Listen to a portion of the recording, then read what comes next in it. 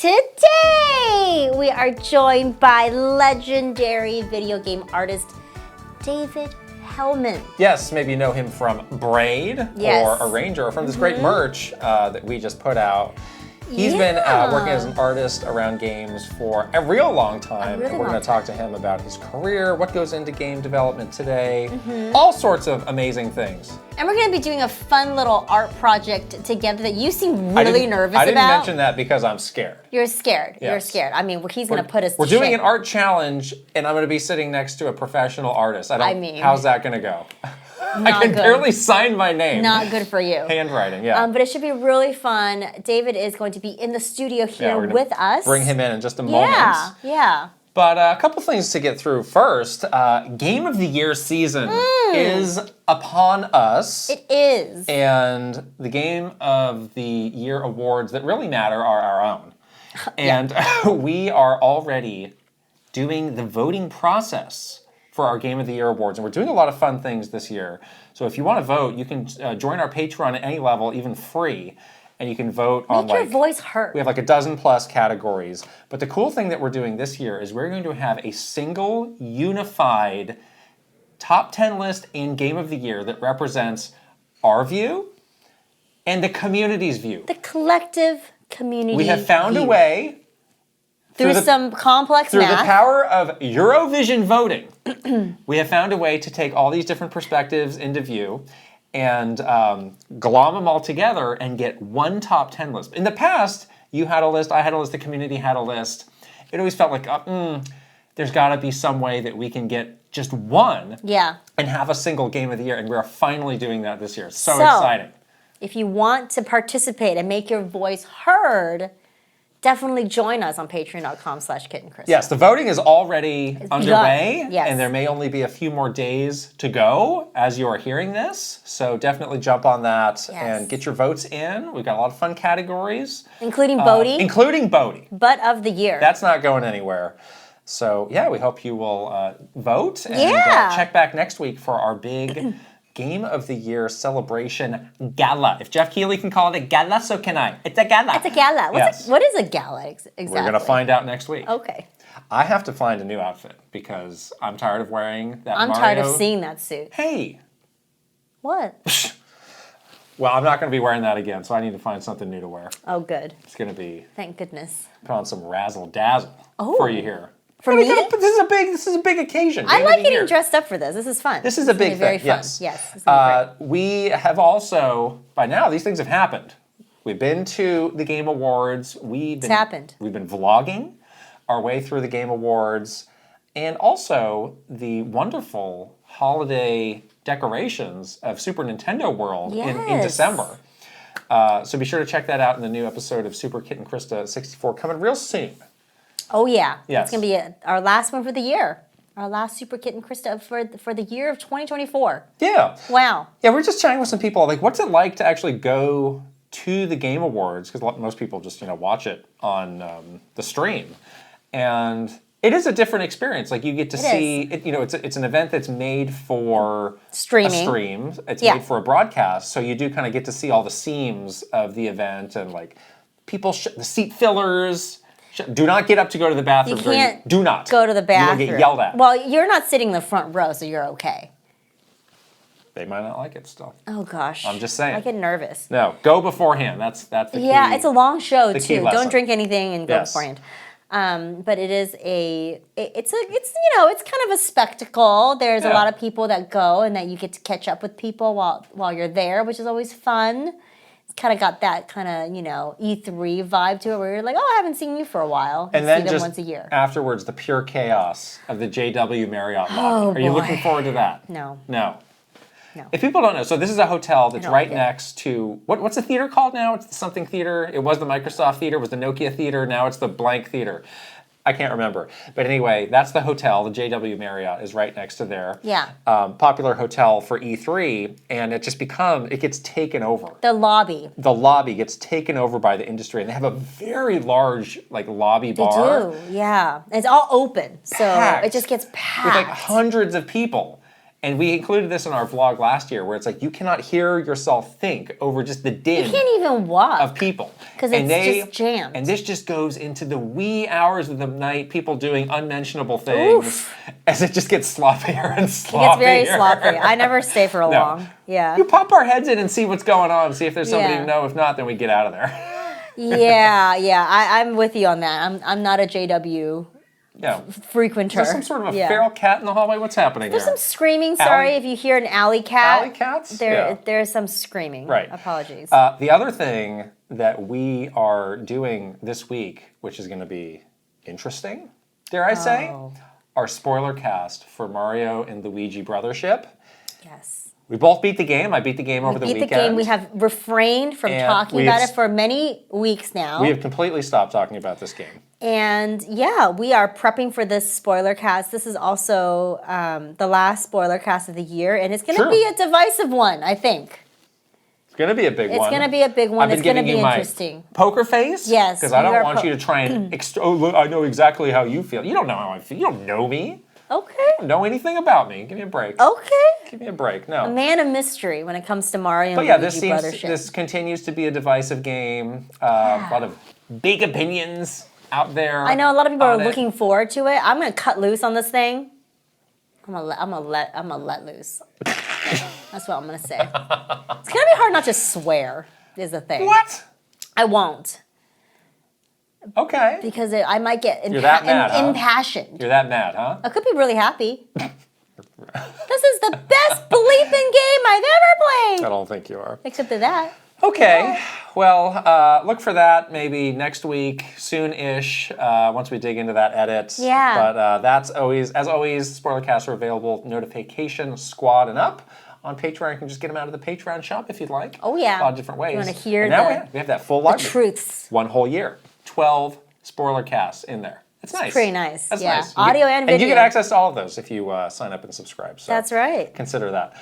All right. I hear David... I hear little footsteps outside. Maybe he was the feral cat. It was no longer the alley cat. Now it's David.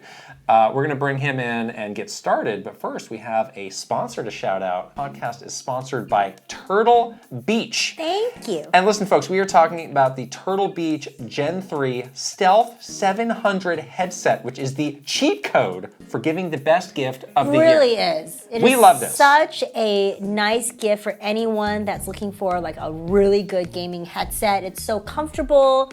It easily pairs with all your stuff. It has such crystal clear sound, and I just love it. I wear it every night. I use it every night for all my gaming, and it's awesome. I do too, across all the systems. You're so right. It's very comfortable. You made the point about if you have earrings, sometimes that can be tricky. See? It fits completely over the ear. Never gets like fatiguing over time.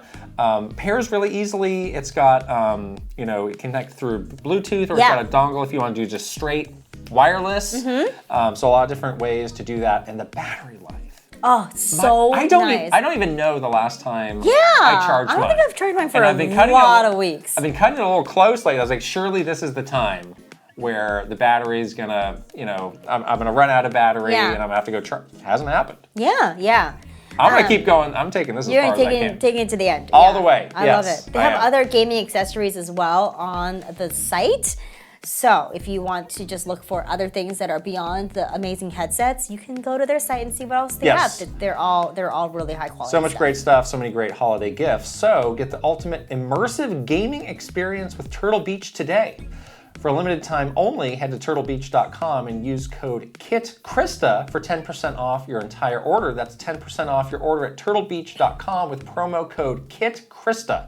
Don't delay, get the perfect gift now. Happy holidays from Turtle Beach. We'll put the link and the QR code right over here and also in the description below. All right, here's David. Well, we're here with the one and only, the great David Hellman. Welcome. Yay! What a treat. Welcome. Such a pleasure. Thank you for having me. It's so cool that you're local, that you're part of the Kit and Krysta community already, and we have been hanging out some because you're in this area, and look what it led to.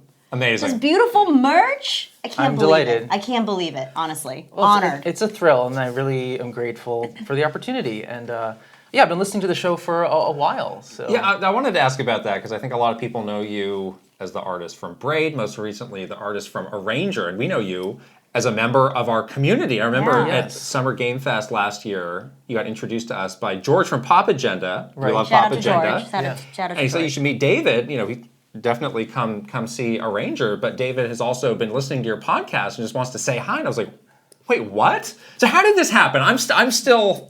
I think I in still the don't usual know. way. I don't know.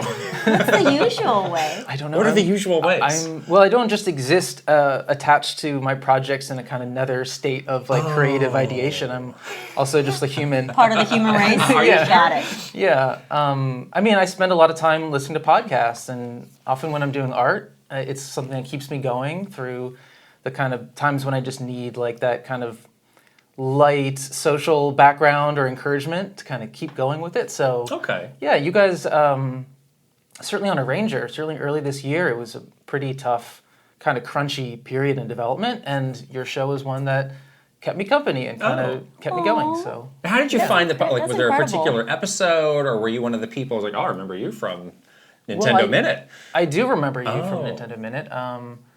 I was in an elevator with you one time during E3. Really? I just Say hi? didn't. No, because I didn't want to bother you. Come on. It was like nobody else there, so it's just like Oh wow. business. All business. Yeah, all business. All business. Yes. I'm not here to. Was I mean? Was I like a a scowl on her mess in face. the elevator? Your energy was pretty standoffish. No, I'm just kidding. It I was, probably was. Sounds right. Sounds like an E3 to me. E3 is like I'm like a wound up, like just a tightly really. coiled ball of stress. No, but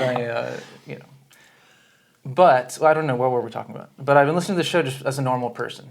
Awesome. But now I'm here as like a normal person on the inside. Yeah, So I you're can- so on the inside now. Yeah. Right. Yeah, you're inside the community, obviously, and then of course we're just such huge, big fans of your work. Thank you. Yeah, definitely on Braid, and then of course I played through all of Arranger and absolutely Yes. loved it so much. The art style, especially, was just like it's so you. Like you really do have this like special DNA about the way that you create characters and your artwork. So it was very much it showed through so much in Arranger. So Thank you. beautiful game that I really enjoyed. It was really hard too, David. Really hard. I Well, felt kind of that's- dumb, honestly. What's the deal with that? That wasn't me. That was Nico. Okay, we'll be mad at him later. But I loved hearing you talk about it, actually. Yeah, Yeah. yeah, it was an Yeah, it was a amazing, lot of fun. amazing Yeah. game. He was too dumb to even get. I through couldn't. first. I played through the demo. and I was like, I'm not gonna hang in this game. Just like Braid, by the way. Oh, really? Yes. Yeah. I was like, this game is making me feel real dumb right now. Oh, I loved Braid. I loved Braid. I also felt dumb, but I liked it a lot. Yeah, but we were just talking about this weekend about this incredible tribute to Mr. Iwata that you did my for the Game gosh. Developers Choice Awards about a decade ago. Yes. And I remember that, but it had kind of Yeah. like gotten a little bit foggy in Yeah. my Sure. memory. Yeah. But just tell us like what this project was and how you came to be involved. Yeah, I was contacted by Megan Scavio. I think it was Megan and Simon Carlis of GDC at the time who thought of me to do this, and I think they asked for something much shorter. It's like 3 minutes. You did long. it, yeah, 3 minutes. Yeah, it's I think. it's a pretty like big piece, honestly, for full animation like that. Yeah. Yeah. Well, I think they asked for like 20 seconds or Oh. something. Oh. Because they always do a memoriam segment, and it's like a slideshow with music playing. Okay. And they wanted something a little more for Iwata-san. And in my way, it just kind of like grew larger, But I brought in collaborators. I worked with my friend Raber Umfenauer, who's a great filmmaker in Boston, and my ex Sean Benson, who did the music, which was really critical. And then Chris Kohler kind of advised. Like I emailed him. I just said I want someone to like look at this and check this and kind of advise. And he was just kind of a supportive person. That's Yeah, great. yeah. Yeah. Such a beautiful piece. I watched it over the weekend. I totally cried. It was very moving, and Yeah. it was also I think his Mr. Iwata's birthday was. Yeah, over it was the weekend. recently Oh, his really? birthday. And yeah. I was literally like thinking about him because someone had posted, oh, he would have been 60, I think 63 this year. Yeah, so still, Feels fresh, you Yeah. know. Yeah. yeah, and it's almost been 10 years since he passed, but yeah, Yeah. I think, he's still on a lot of people's minds, and, there was Totally. that great book that we had a chance to contribute to, The Impact of Iwata, Right. so it's like we're all still kind of like coming to grips with what this means. Yeah, the impact of this person, whether you know him like we did when we worked so closely with him, to people that just knew of his work and knew of him. Like it's almost like the same impact, which is an incredible thing for someone to leave behind.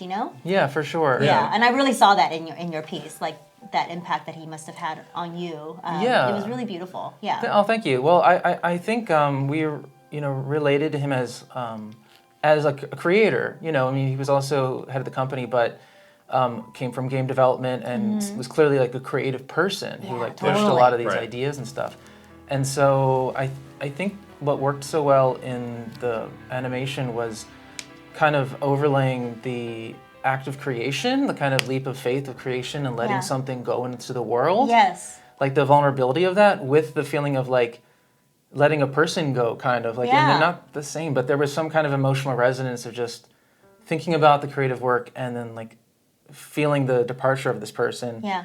And then the imagery of the bubble, like the fragile bubble, which contains the ideas and which can float and like live somewhere. Yeah, and then the music again was just really powerful. I think the way that you captured his mannerisms was really? very special. Really? Because we've like been in the room with him so many times, and there is a very special way about him, like the way he smiles and the way he moves, and I don't know, something about the way you I was like, wow, that's like spot on. It's so good. Cool. Well, I never met him, but like you got it. Means like you really got it. You must have like learned it from watching him on stage and stuff like that. But like, yeah, just the way that you had him like just kind of walking through the office, or the way that he was smiling in some of those moments in the animation, really like felt really real. I was really impressed with that. Were you at the event where that was debuted? Yes. 'Cause I'm wondering what kind of reaction it got. It was not a dry eye on the house. It was. I mean, we, as far as like reception of an artistic work, we benefited from the intense emotion people felt towards Iwata-san. But yeah, it was. We were lucky to attend with Sean and Raber at one of the tables in the front area, and the memoriam slideshow ran, and everyone I'm sure was waiting for Iwata. And then it ended and kind of went dark for a second, and then the music started, like this shot of him. I think the first shot he's like at a computer in this black space, and everybody just kind of like locked in, and there was a standing ovation after again for Iwata-san more than anything else. But for us it was like incredibly gratifying. I remember we went out for pizza afterwards, and we were really happy. Yeah, it was it was probably the best like time experience sharing art with the public, the community, with the people in the audience, that I ever had. Yeah, I'm sure it was like a hugely just cathartic moment for everybody that was there, and I know a lot of people from Nintendo attend those, and that was not a year that we went to those awards, but I have to imagine it got a big reaction from them, because that was just, I think for so many people, like just the darkest time that you could have imagined working at that company, where it's like this unbelievable tragedy of losing somebody who you care about so much. Also, at a point where the company was truly struggling, and you didn't really know. It's like, is this the last straw? Are we going to kind of fall to pieces here? And then it's like, well, who takes over now? Like, nobody knew. There was just this like couple days where it's like, what felt very unmoored. What happens next? We didn't know. Yeah. So, it was just a deeply like emotional time for all of us. But I think that piece really just like nailed everybody's like perfect image of him. Wow. Yeah, so thank you. Yeah, thank you so much. Thank you. Yeah, I was glad that I had a chance to see it again this weekend. It reminded me of how special that was. So you guys were at Nintendo then, of course. Oh, yeah. Yeah, it was not great. Really not great. Yeah. That's what makes Nintendo so fascinating. I know we have, not to slow down the show, but like they're so, it's a company that takes risks, that does these like delightful, unexpected things, and and how they interact with like the zeitgeist of what's going on in technology and other companies. And that was such a time of change in a particular way, with like smartphones changing everything and trying to adapt to that, and then everything changing again. So right. Very true. Yeah.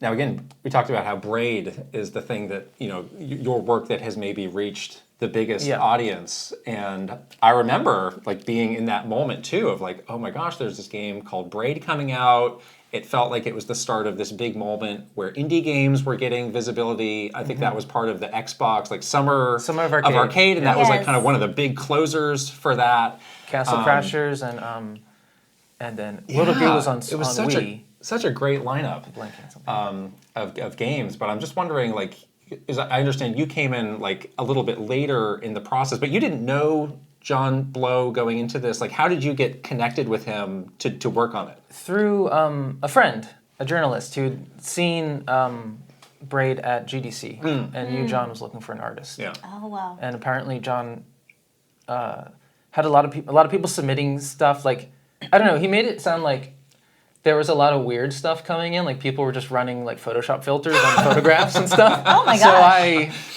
came in above that level, Yeah. but I mean, not to.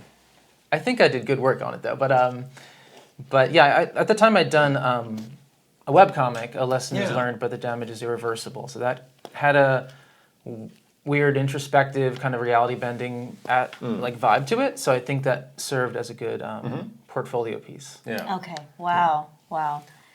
Was it your first sort of foray into art for video games at that point, working on Braid? Professionally, yeah. I dabbled around Okay. in college and stuff. Right. Yeah. Or even going back, like I remember I had a friend when I was like really young, like 9 or something. I don't even remember what kind of PC it was, but there was some app where you could like put in like do pixel art, and I did Ninja Turtles and stuff, copied out of Nintendo Power, like redrawn in my own way. So I was always finding ways to dabble Yeah. on computers, like making art go on the screen. That was always exciting to me, but that was my first like real game for sure. Wow. And how did it feel to, like, was that like a big goal of yours to get into working like on art for games? Yeah. Okay. Yeah, I was thinking about game design a lot and making games, and I was just very lucky that came along, and it was that moment where digital distribution was making these kinds of like more niche, more personal games possible. Yeah, totally. Like, did you have a feeling like from Microsoft that like, we're going to make this really big? No. Like, Well, I didn't interface with Microsoft. Sure. For one, I was just working with John. Yeah. And I knew he was. Well, we were making a PC game, and I've never been a PC gamer, so I was just happy I was making this game. But when he told me it would be on a console, that to me was like for real. Like that would be really exciting. Yeah. I didn't have an Xbox, but I got an Xbox to play my game. I remember it came out, and I was like, I should have an Xbox. Oh my gosh. So I went out. Should have given you an Xbox. Yeah. Eventually, I got. They made some Braid like. They printed a few Braid Xboxes, and John gave them all to me. Oh, wow. But like half of them red ringed immediately. Oh, it's so ironic. Yeah, but they have like the hourglass painting on the side. You're like, so I'll I have just keep one it of as a piece of art. Yeah. That's a paperweight piece of art. Exactly.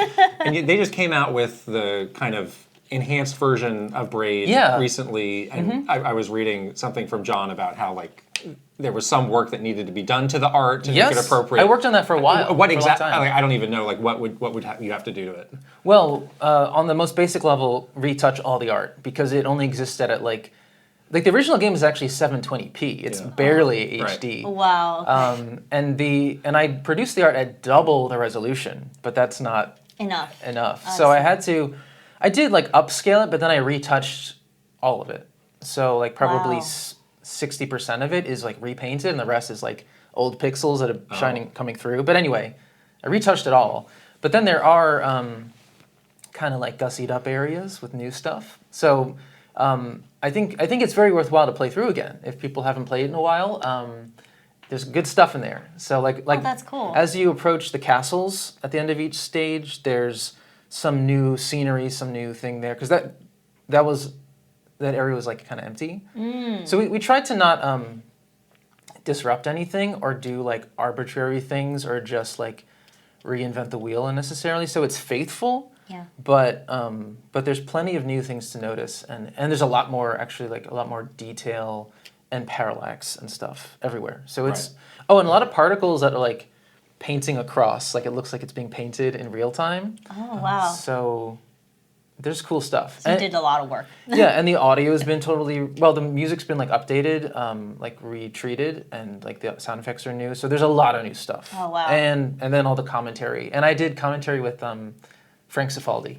Video Game History Great. Foundation. Yeah. Yes, he's also Yeah. local great. to the area. So Yes. that's Yeah. great. Yeah. I'm glad all the local people are getting together. That's awesome. Yeah, and that was secretly like my way of becoming like reigniting my friendship with Frank because I hadn't seen him in a while. Yeah. So I've been trying to get him to do it for a long time, and Yeah. only because the project took long enough, he finally became available. So I Oh, was good. really That's happy. good. That's awesome. Yeah. He's a great guy. Is it what you expected working on video game art? I get the sense that you were like dreaming of working on video game art for a long time, and then you finally did it. You like accomplished that, and you're doing it now. Yeah, Is it what you expected? I think so. I don't know. That's a good question. I mean, I've made I've done two major in my two major projects. Like I've done smaller contributions is what I mean. But then there are two projects where I like led the art or did Right. the Right. vast majority of the art, braid and arranger. And yeah, they don't differ too much from like other creative experiences I've had, and that I like to work in small collaborations. Yeah. So they have that quality of like working with friends on something kind of intimate where I can make a big creative impact and like Yeah. try to do something idiosyncratic or try to do something original. Yeah. So I think it is what I expected in that sense. I don't know, but if we got into details, maybe I'll think of surprises. So this is like a talk to me like your five kind of question. Like how does your art get into the game? You're not making 3D models. You're not making a Right. model of the character. Like you're creating pieces of art that like at what point in the development does it get in there? Like what are the developers doing to make it all come to life? Like I'm so fascinated really? about this process. Yeah. Oh yeah. Well, in general, like I'm producing the art on my iPad or in Photoshop with a Wacom tablet, and it's drawing like traditional drawings, just on a screen with a stylus. Right. And then there's a stage where it has to be kind of like packaged, and then sucked into the game. And then once it's in the game, you kind of like take the pieces and like unpack them and set them around. So like on Arranger, for example, the art may originate as like sketches, but then or a mock-up, but I'll eventually have an asset sheet that is like a bunch of trees or houses or things like laid out side by side, and then that goes into Unity, and then I like draw a little or like automatically separate them or like draw boxes to separate each part out so that now these trees and things are individualized, and then I go in the game and set them up, like put them down. So you're doing that work yourself Yeah. to make sure Yeah. that it's like true to your vision. Yeah, and the kind of composition of the scene is like a very important and fun stage. It's kind of like the payoff stage because all the artwork is done, and then you see how it like lives together Right. and interacts with the other parts and populates the game, and then it comes to life. So it starts with like individual pieces, and then you kind of put it together once it's in the game space. Yes, I mean it may start even before that as like concept drawings and other Right. forms, so that I can kind of conceive of it as like a united thing. Right. But then it has to go through a stage where it's like broken down into pieces. So until then, is it just like the equivalent of like stick figures, like running around in this just kind of blank world? Because that must be a huge day when it's like, all right, we're plugging all this stuff in. It is. Oh It's my a lot gosh, of fun. this is the Now game. it's coming to life. Yeah, for Yeah. sure. Yeah, and the sooner you get the art in, the better. Like usually we try to put things in early just to see it, because then you can identify problems. So it's a bad idea to like fully develop something and then import it thinking like, now the game will be finished as soon as I put this in. You have to like put it in when it's rough, and then you can like update the asset file and everything just like immediately updates. So for Arranger, things would go in at a sketch level, so the game would look like a bunch of sketches. And then one day I would like finish coloring it in, hit save, or like copy that file into the directory where the game is looking for that asset sheet, and it's just like updated to reflect that. Okay. That's amazing. So the game mechanics and the art kind of happen concurrently, and you're working on a parallel path basically to make I sure think that one is like informing the other.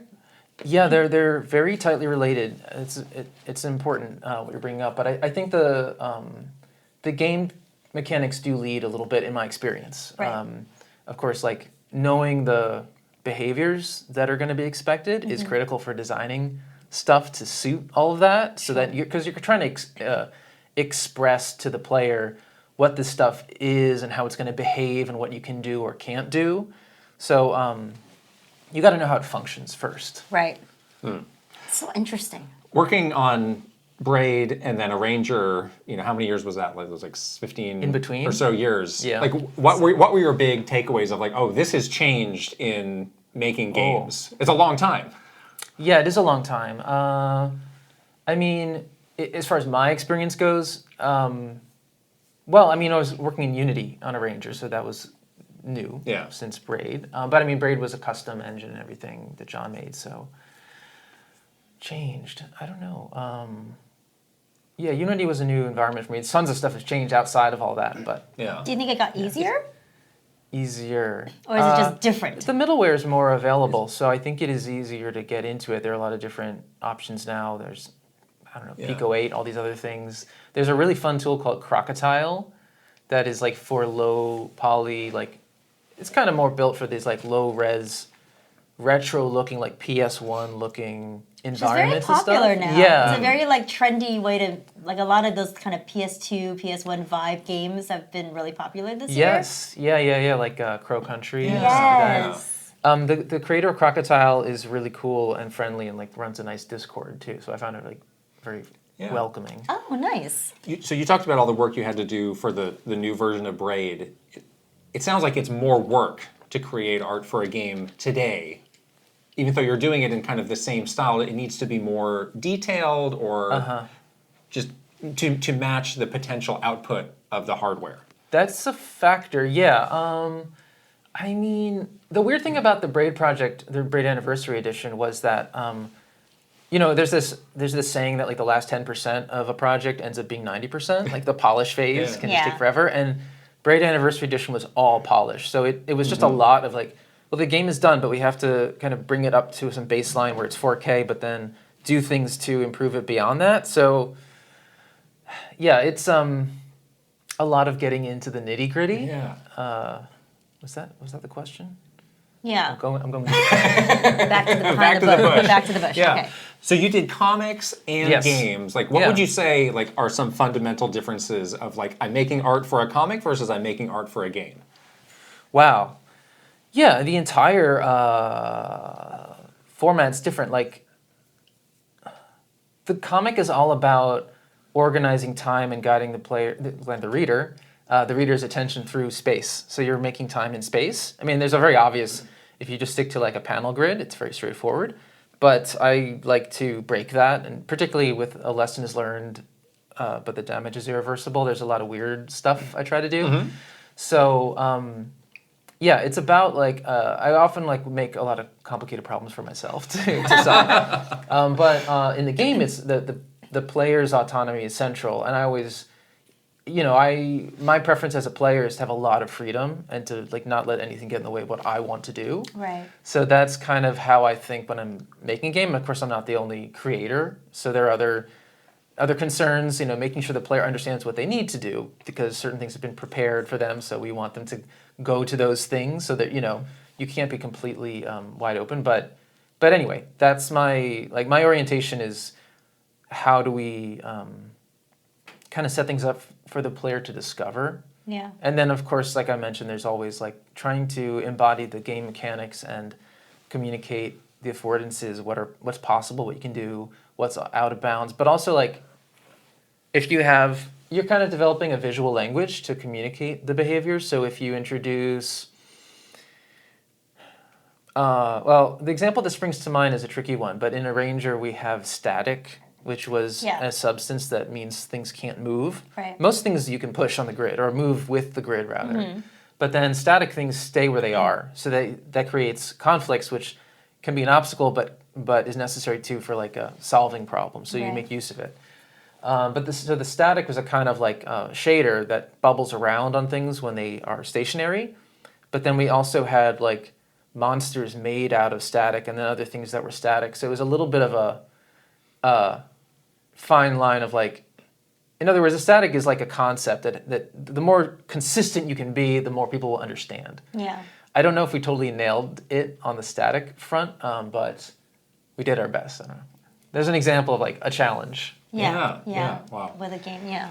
So it was like 15, 16 years between these two games. I'm sure after Braid you were getting like all sorts of offers. People, because your style is so unique, so distinctive, and the game was so big. Like, were you just getting approached and turning things down? Like, I guess it's a long time between projects. It is, but I mean, I haven't like been the most like career-driven person, I suppose. Like I see some other artists who like do a big project and then like jump onto all these other things, and it's like they're always moving up. But the thing I did right after Braid was this really fun animation project. It might be a little hard to find right now. It's called Jeff and Casey Time, but it was Casey Muratori, who's a game developer, and Jeff Roberts of Rad Game Tools became friends, and then they had this comedy podcast they were doing. I kind of have a history of like drawing cartoons of people from podcasts, like friends of mine, or even going back to high school. Like a lesson is learned was about me and other friends and like drawing ourselves in the stories. So The podcast police are coming to get us, by the way. I know. They don't like where this the is headed, ninjas are coming.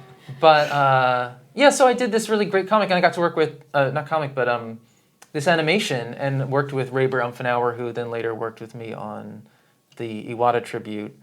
That was great. I mean, it was like a lot of fun and very funny, very creative. We did a whole bunch of episodes. But yeah, it wasn't like jumping into another game project that would like keep my profile up in the same way.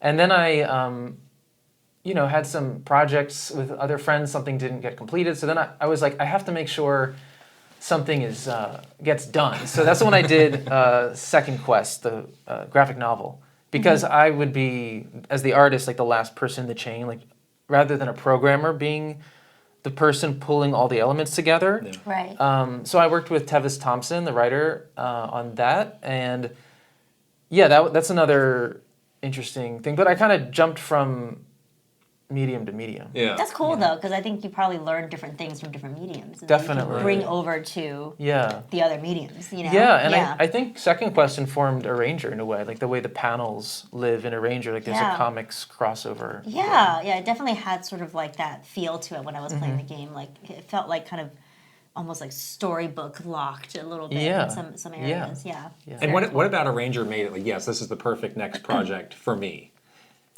I think it was. I think it was a perfect next project for me. Well, I was contacted by my good friend Nick Sutner, who already was working with Nico Recca-Baron trying to pull together the team to make Arranger.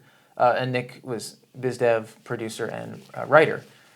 I love Zelda-style games. There's a definite Zelda influence, and doing environments and worlds, and like also the grid-based nature of it, like that there are these figures moving on the grid. It's not the highest overhead as far as like animation or other things like that, so it was more approachable.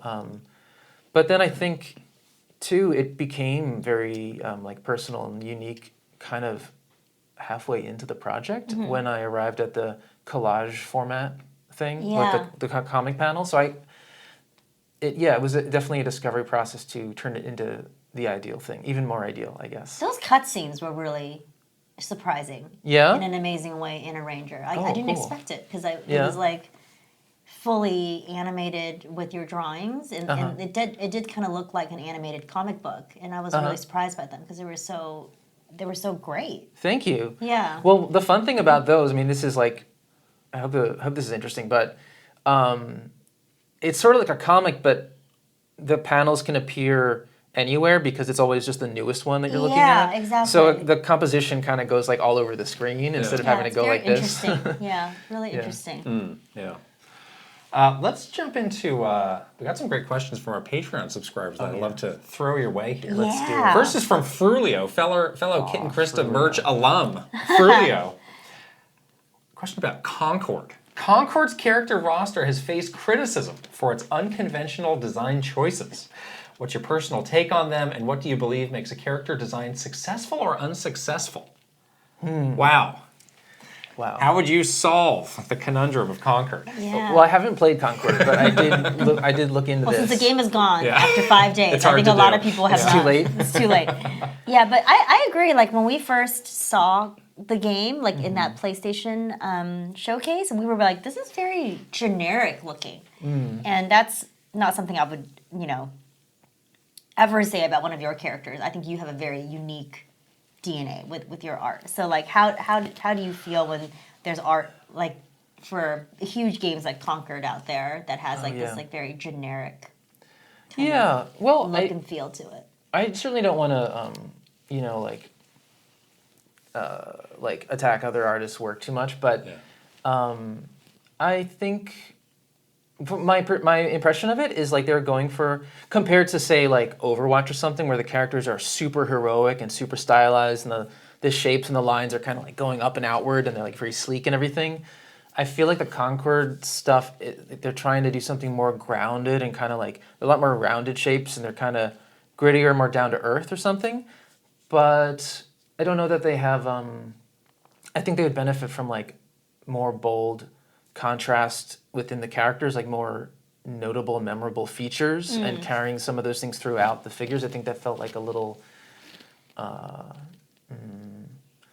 like could use a little more boldness for a thing like that where I mean, I think of, Street Fighter 2 or something. Like you see the character select screen and these characters have to jump out at you. Like, oh, I want to be that one. I want to be her. I want to be him, And I think it's easier if they're like really vivid. Yeah. That's a good point. Memorable. Yeah.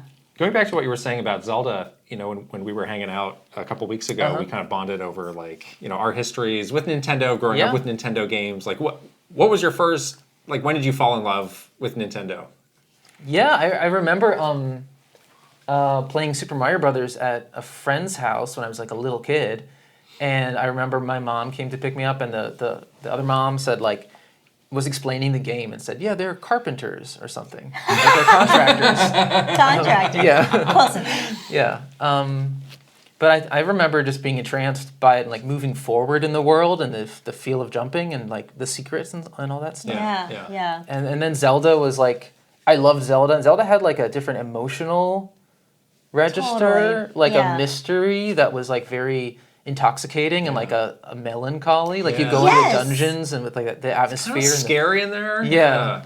That is, you're the only other person that has brought up the melancholy nature of Zelda. Because I feel that too, and it's hard for me to describe it to people. Like I don't think you feel that. The I'm just afraid.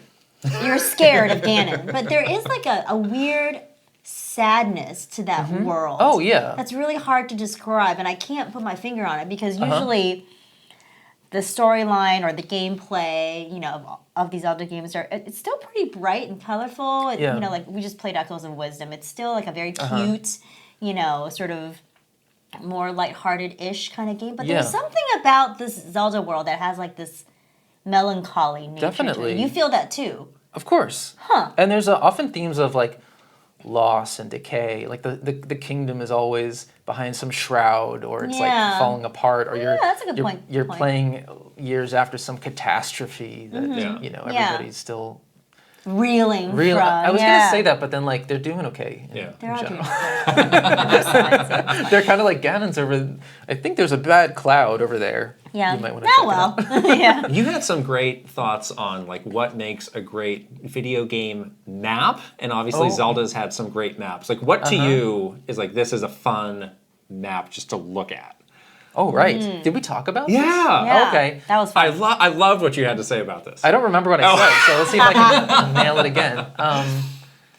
I do love maps and landscapes. Yeah. I know the development team talked about the Breath of the Wild map and how they did it, and it's full of these things that call to you on the horizon. And I love Breath of the Wild. Thank you for launching the game, by the way. Oh. Yeah, there's something so like perfect about that's my favorite game. Sorry, I think being here in this environment and talking about Breath of the Wild is like filling me up with emotion or something. Wow. Wow. You can leave now. Crawl back under this tail. But yeah, the landscape calls out to you with this like mystery. There are these things that you can't quite like decipher. Yeah. And you want to go to them, and then this is the call to explore. Yeah, it was like you can just stand there and like with your eyes be like, oh, this is how this adventure is going to unfold. I'm going to go over that hill and then past that lake, and it's fun to even just imagine. It's just unknown. What it is. Yeah. Yeah, it engages the imagination. Right. Yeah. And then you have time to continue to wonder as you're going, and you keep looking, and you keep like having thoughts. What is this thing? Like, am I going the right way? And then you're inevitably distracted by some other thing. You're like, oh, what's this over here? Yeah. And then you're like, oh, wait, I got to go back to the thing that I was originally looking at. But that is a cool path to take the player on. Yes. And so it kind of relates back to what you were saying before about the differences between like video game artwork and comic books, is where you're really enabling the player to explore through the art, right? Yeah, definitely. I think Breath of the Wild does that really well. Yes. We got another question from Marie Evangeline. What were some of your favorite or most memorable video game cover arts growing up? Right. Well, going back to our art for your show, I was looking at Super Mario Land in particular, but a bunch of other ones too. But I love the bold lines and like the clean. I think as a kid especially, like I think for me as a kid, I was really drawn to these like bold, clean things with like nice colors. Yeah. And I think kids like that especially, but it's still appealing. But like, yeah, just how the characters look in that environment, and they all, and, you know, they have tons of these things calling out to you, sort of like the Zelda landscape. Just like, oh, you'll go to these cool mountains, you'll go underwater, and you'll get to ride the submarine. And I was thinking about, I also remember like Japan always seemed to have the cool box art variants that were different from the States. They were often more like simplified and like sleek, like the Ocarina of Time one is black with like Link on the horse, and it's like very stark and cool. Yeah. Awesome. Paul Gale's got our last question for you. Throughout your years of being an artist, who was your favorite video game character, superhero, and cartoon character to draw? Oh, were these 3 different ones? Yes. Yes. So game character, superhero, and cartoon character. Like when you were a kid, which do you like to draw? Were you like most fun to draw? I mean, I did Link a lot. Yeah. I've drawn Link a lot, and I find that he's fun to kind of reinterpret different ways. There's like the little squat Link, and then there's I kind of like Pantsless Link? Should Link wear pants? No. Oh, some deep thought going into this. Okay. I like the look of Link in like Link to the Past where he doesn't have pants. I always wondered about it. Yeah. And they'd always I think like we all did. show him jumping and stuff. It's like, Oh no! yeah, be careful, Link. Probably wearing underwear. But then You never know. yeah. Oh man, that's dangerous. Playing with fire. Well, when I like the way I set him up in Breath of the Wild, he's no pants. Naked. It's like the tunic with like the legs. But I think Link could be more of kind of like a lanky kind of like underdog sometimes. Like I Yeah. think he's become a very like cool Jack of all trades. Yeah, and he's like compact, but he's like cool and kind of hot. He's too hot. And I'm not a that's Excuse me? there's a place for it, you know, like go more hot. I don't care, but I think he could also be a little more, more of like an underdog. Everyman. Yeah, because there's something. I think also the story, the parts of the story that the part where he's like a chosen one or the hero, like the legendary hero. To me, it's like you're just a guy going up against this ridiculous stuff. So let's just lean into that and not try to. Not make him like too special. Like just show that he's like a normal guy. Right. Yeah. And I think Wind Waker did that really well, actually. Yeah, he's just a guy with a grandma that's Yeah. like looking for his sister. He's just a guy. Like I mean, if you're just a normal guy and your sister gets kidnapped, you probably try to find your sister. I would get on a boat. Yeah, like that's like a normal human reaction versus I'm the chosen hero and she's the chosen goddess and yada yada. Yeah. I get that. Totally. All right. So I think we're going to do a little art project now. Which Wait, but we have to. What? I have to ask David one question about Ask the away. art that he did for our. Please do. Let's talk about it. Our beautiful artwork of our fictitious, but maybe not. I want somebody in our community to like make this game, so get on that. Just make it. Just make it. It's easy. Tuscoop, your next project is right here. It writes itself.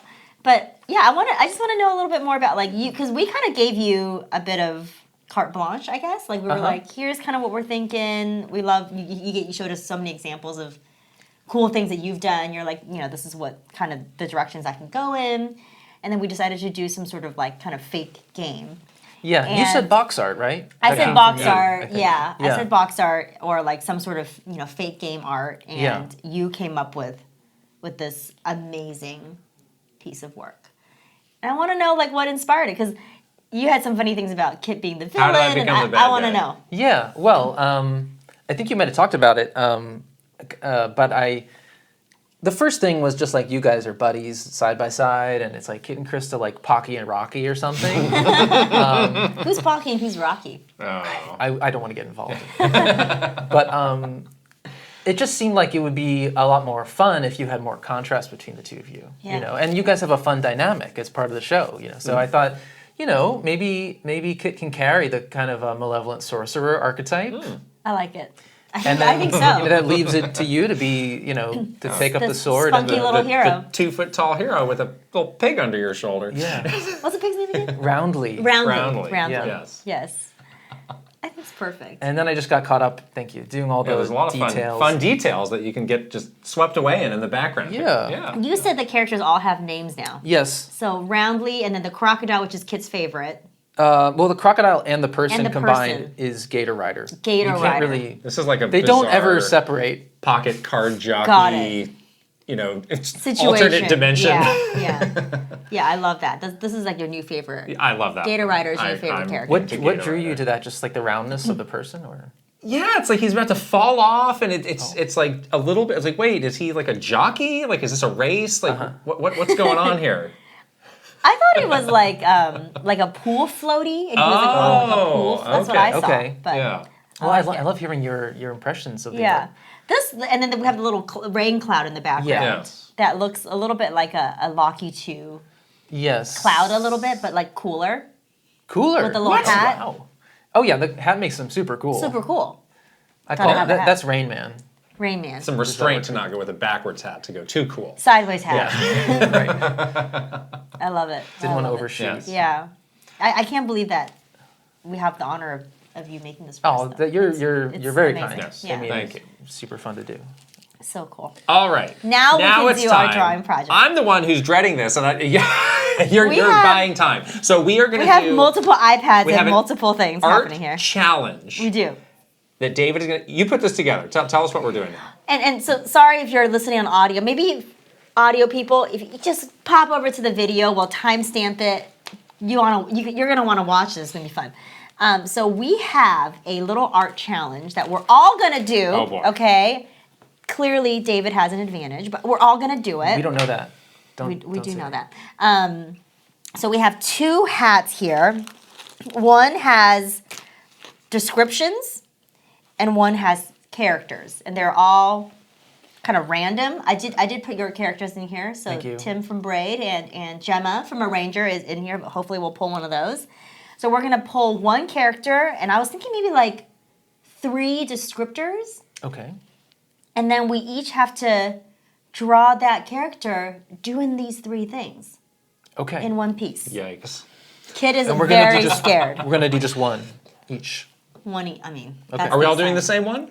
Yes. Yes. Okay. Then we're gonna compare. Oh, and We're going to see compare. Okay. Who did the Okay. best job? Good. Who 'Cause interpreted you it have- the Oh, but best? that's competitive. You have like dozens of these things in here. Who did the best job? Well, Well- who interpreted it in what way? Okay, I like that. Everyone's Who gonna. did what? She's really everyone gunning is to like gonna one look up you different. today. I can tell. I'm not. Yeah. Okay, this is descriptors, right? This All is right. just, That's this why is you brought me descriptors. here to Yeah. This show is me this is up. an ambush. You have to Yeah. pick it though, because You're you're actually our bad guest. at art, David. So this is Everything you're picking a character. Which character are we gonna get here? So this is one character for everybody. Yeah. We're all Yes. doing this. Yes. Oh my gosh, which one is it? I'm scared. Luigi. Okay. Luigi. I don't know All if right. that's legible, but We just can so work with there's that. no Proof. people know there's Proof, no yes. There's no funny business There's no here. sealed Trickery. envelope here, by the way. No. So we don't need this anymore. No. You can put on the hat. You can put on the Luigi You hat. can put on the Luigi Yes, if hat. you'd like. Yes. Okay. 3 of these now. okay. I'm not even sure what kind of a descriptor you put in here. Yeah. We have. Birthday. Okay, it's Luigi's birthday. Okay. It's Is that really a descriptor? I'm not sure it is. It's an element. It's a conceptual element. Like Yeah. Okay. So you put a party hat on him. Don't. I think you can interpret that a lot of ways. Yeah. All right. So 2 more, right? Yes. Whoops. Next we have flying. Flying. Okay. Oh boy. Okay. We have a flying birthday. And finally. Flying Luigi birthday. And last but not least. Oh, whoops! I picked up 2, Whoa! but I didn't read them. What should I do? That's one too many. Put one back. There we go. All right. Yeah. All Honor right. Still system. random. Still random. Still random. Oh my gosh. Crying? What happened to Luigi on his birthday? I think that saved it, because flying, birthday, it's like getting better and better for this guy. Yeah. Crying. Now there's some friction. Yeah. I like what happened? What's the sad All right. story behind this? Luigi, birthday, Okay. flying and crying. Flying and crying. We got iPads. Yes. Okay. We got pencils. Here we go. All right. Now, are you set? Can I help you in any way? I'll figure it out. Okay. Do you want a different brush? No. I gave him like a nice ink brush with a black ink brush. But let me know if you have any questions. Oh boy. How much time do we have? I don't know. I mean, Couple minutes. oh, a couple minutes. They're getting started. Oh my god. Holy moly. Okay, we're gonna record our. Oh, I just totally messed up. You messed up?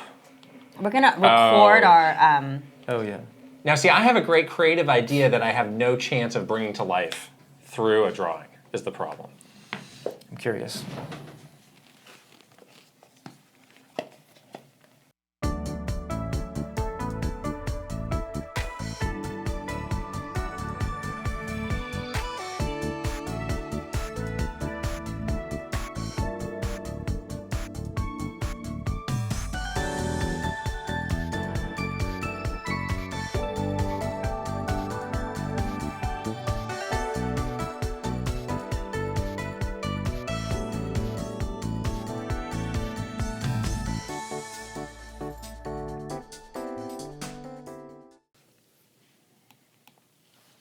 This is the first podcast I've done where we all draw in silence. Yes, the concentration is palpable. There were some hard characters in there that we didn't get, like Solid Like what? Snake. Yeah, what else was in there? Oh my Solid gosh. Snake. That would have been Are impossible. You have to joking know me? like anatomy really good. Yeah, Samus was in there. That would have been hard. Okay, I'm done with mine. And I'm actually somewhat happy with this. Really? Yes. I feel like good. this is I'm gonna be glad good. to hear I'm that. somewhat happy with this. Can I have another minute or two? Of course, you can take all the time you need for your masterpiece that we're gonna auction off on eBay. The alarmo is booping. Oh, that's Alarmo. Yeah. I'm not gonna do. I'm gonna mess it up if I. If you try to, I like, do, I see you're adding other fiddle with- details. I'm like, I can't do that. I agreed with your take on Alarmo. Well, I remember you saying it sounded like a nightmare. I don't want to wake up to that, but I like having it in the office. It's actually okay in the office where it does like the little chimes. But we only like the Zelda one. We tried the other chimes and it was horrible. I was, I'm sort of curious just about the concept, but the sounds I heard were all like incredibly abrasive, active things that I didn't want to hear. I don't want to hear when I'm sleeping. Can you imagine waking up and being Yeah. so cranky? Do you think kids like that? I don't. I feel like they must have done I research. feel like kids would even make them grumpy. Sounds like you would not want a grumpy kid waking up or falling asleep because that sounds like a nightmare for Or they you. just stare at it like all night long. What do you think was the gonna do it? like the problem they identified that necessitates this? Like parents can't get their kids up for school, and it's like, oh, they'll get up if they're hearing the coin sounds from Mario and rolling around, for 3 minutes. Yeah, I don't really know what. So you can't help yourself. Now you're doing something else. Now you're doing something. I'm undo. I'm getting there. Undo. I just want you to know I'm using the time. It's improving the final product. I think I'm going to throw in color. Oh my If we have another God. minute, I'll throw in color. Okay, I'll make his L green. Do I have a nice green and a palette already? Just sure don't. Oh, here, Luigi green. Why didn't they do like take a cue from like the beginning of Breath of the Wild where like Link is sleeping and then wakes up and Yeah. Zelda says open your eyes and then it's like They do Katie- have that one. Oh, they do. But it's not very. That one is so soft that I don't think it would wake you up. You would just stay asleep. Right.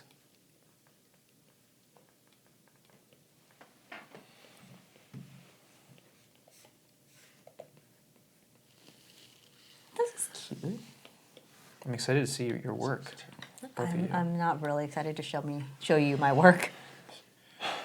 Can I keep that after you're done?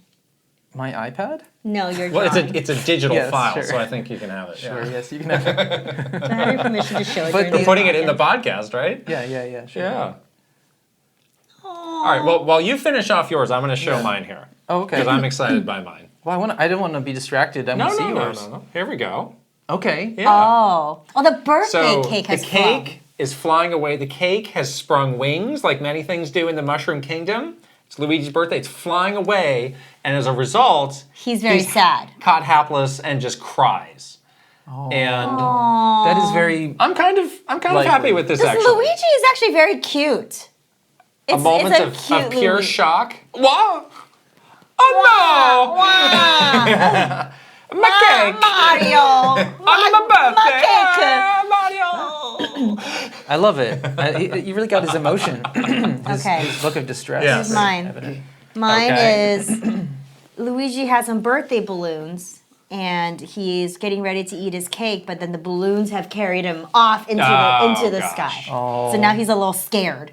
He is. He scared. got upped and he's a little scared. That's like the mode from Mario Odyssey where he has the balloons. That's Exactly. true. That's true. He's got those He's dead Funko Pop eyes though. What's up with that? He's shocked. He's What? shocked from His flying eyes have into rolled the air. into the back Yeah. of his It's head. such a- Oh, you're really going for it now. Well, I'm at the stage. I know if I have like the colors. How like are you doing this so fast right now? The color is the fastest thing to throw in once the lines are done. Huh? I mean, Oh my god. Are you so What? used to working on an iPad that like if you worked on paper, would that be like jarring for you? you know what? It would probably use slight adjustment. Oh. Do you which I'm not proud of. usually use? You're using Procreate as well. Yeah. Yeah, I do too. I like it because it's fun to do. You have no mess. Yes. You know what I mean? Like, you except can- for the final piece on the tablet is the mess. In my case. That's not true. Oh wow, that is. Do you have a lot of reference materials when you work, or is it just Yeah. from your mind? Well, Luigi I know very intimately, Okay. but yeah, usually I bring up a lot of reference. What is the character? Is it Link, the character you can draw like from memory the fastest? Maybe. Yeah. Yeah, and I feel like there's creative flexibility on good. these, so you can, you know. Krysta famously drew Mario one-handed while playing Super Mario Run in the other hand, and I still have that drawing. That was That's very good. That was a amazing. very good drawing. I still have that. You think Yes. so? I thought it was pretty cute. I was really impressed with that. Oh my Okay, gosh! son. What are you doing now? It's done. Okay, wow. What? David! Okay, so Luigi is flying with jetpacks. Yeah. Oh, the candles are flying off the candles are cake because he's going flying so off. fast. How did you do this? How did in he life? get a jetpack? Oh my god, this is Oh, so wow. good. This is like David! This is like 5 minutes. Oh my gosh. Incredible. Incredible! It's like you're a professional artist or It's something. It's Oh like my you're a gosh. Wow, I can't believe it. Okay, well this was fun. Thank you. This was a delight. Thank you so Sign much it for the so idea. Yes, we can sign it, sign it please. so Yeah. we can have a memory, a date, sign and date. You're gonna sell this. You're trying to profit off of his hard work. I'll be your agent. Oh, really? It's like I don't need that. I'm doing fine, thanks. Perfect. Wow. Oh my god, it's so good. I like that. I gotta sign mine too. You now. should all. You should also. gotta the sign it. movement of Here we oops. go. the Bam. movement of Thank you. I mean, I'm going to send this to you. I'm sure you want to feature. This is great. I love it. I'm happy with this. I love it. Yeah. I think it's pretty good too. It's pretty good for him. It's very good, clear storytelling. The L on the cake Yeah. Yeah. is good. It's Yeah, a good touch. yeah. The wings are also a good touch. It's like an evil cake. It's true to the series, which is It is. Yeah. the one little touch I can bring to this project. The movement that you had with Luigi is really incredible on yours. Yeah, the pose. yeah. It's a tricky pose to pull off. Is he just because the cake is being smashed? Is that why he's crying? Why is he crying? And the tear is like smeared across his face because he's going so think that fast. far ahead. I first pictured him like eating the cake and crying, or his face is in the cake and he's in the air, and then just trying to give the like he's sort of running in the air maybe. Yeah. Wow. We had other fun descriptors. I had naked was one of the descriptors. Okay. That would have been fun. All right, we'll do that one later. Naked Off birthday. air, yes. Naked birthday. Wow. Birthday suit. Naked birthday. Naked and also crying. Why not? Naked and crying. Naked and crying on your birthday. Wow. All right. We're going to clean up and come back, talk about the games we're playing. We got a lot of stuff, but first we have a great sponsor to shout out. The podcast is sponsored by Raycon. I love the holidays. We both Yes. love the holidays. It's an amazing time. but it can be hard to find that perfect holiday gift. And sometimes you think you know somebody and what they want, but sometimes you don't. But the Raycon Everyday Earbuds are just a guaranteed smash hit, thumbs up gift. It is, and sometimes you can overthink a holiday gift and just get somebody something random and sometimes a little useless. These are not. These are actually really practical. You will use them every day, like we do. And the person that you give it to, or if you're giving it to yourself, you will use it. You will actually use it every day. Because I use mine every day. I go on lots of walks with the doggies, and I love it for listening to podcasts and music on my walks. It stays in your ear. In your ear, does not fall out, which is really nice. Like so many other, which shall not be named, earbuds or devices. Yes. Yeah, it really fits comfortably in the ear.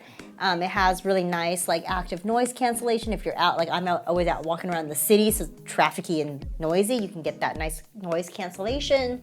So comfortable, and I really like it. I do use it. I truly use it every day. Yeah. It's got 32 hours of battery life, and if you do happen to run out, you can just charge it for 10 minutes, and you get a surprising amount for just a really quick charge. So it's not like, oh my gosh, I have to stop what I'm doing and charge for hours and hours to get this thing back and going. No, it is super fast.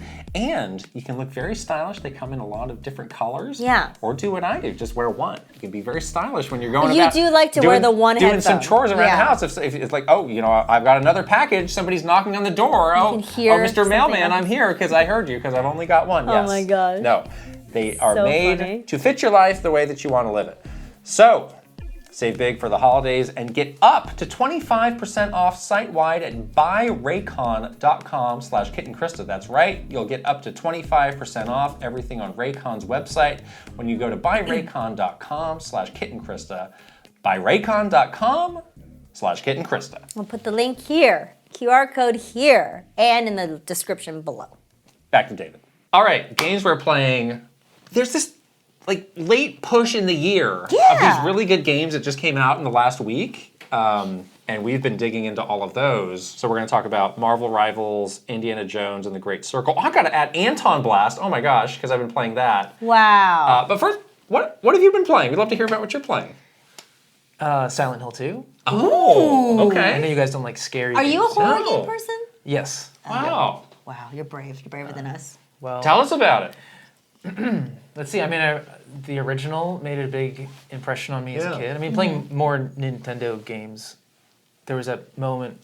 Well, I got my PlayStation 2. I had a job and I was making a little more money, and I was like, I can buy a console. And I got it, and I got Silent Hill 2, Eco, and Metal Gear Solid 2. Wow. All at once. Bangers. And that's stuff that you would not have seen on Nintendo at the time. Yeah. Right. It was really different. Yeah. I was really blown away. Yeah, Silent Hill 2, I'm not that far into it. I'll play it for a while because it's, it's stressful. It's stressful. Does it hold up to your memories of the original? How you felt when you played the original? Yeah, I think it's different, but I agree with the general reception that it's a suitable, worthwhile treatment of the original. Nice. It's, I'm in this miserable apartment complex. I'm still near the beginning because I'll play it and then it's 45 minutes and I go, I'm tired now. And that's the end of my evening. Mostly in the evening, I'm not playing games that much. I've been playing that and the new Zelda game. Yeah. And then I'm working out and listening to podcasts a lot. Yeah. So that's more what I'm doing. But it's, I think the baseline of Silent Hill is a delicate mixture of depression and tedium and dread. It's like this is a really miserable place and I'm afraid to go forward. But every time, you go down the hallway, checking all the doors and they're all locked. A lot of doors, yeah. Every time it's thank God that one was locked. I can just keep going down this awful hallway some more. And then you find one that's open, you're like, no, I have to go in there now. It is like that. It tires you out. When I was playing Resident Evil, what was it, 7? Oh yeah. I couldn't. I would get headaches. You said you got a bloody nose. I got a bloody nose one time because I was so from stress, stressed out, and my arms would hurt afterwards because they were so tense. So I could only play that game in short bursts because I couldn't do it. I was too chicken. I love Yeah. that one in VR in particular. You are you're one of those weirdos. sickos. Sometimes it was too much and I had Yeah. to stop and take it off. Yeah. I think I would have thrown up.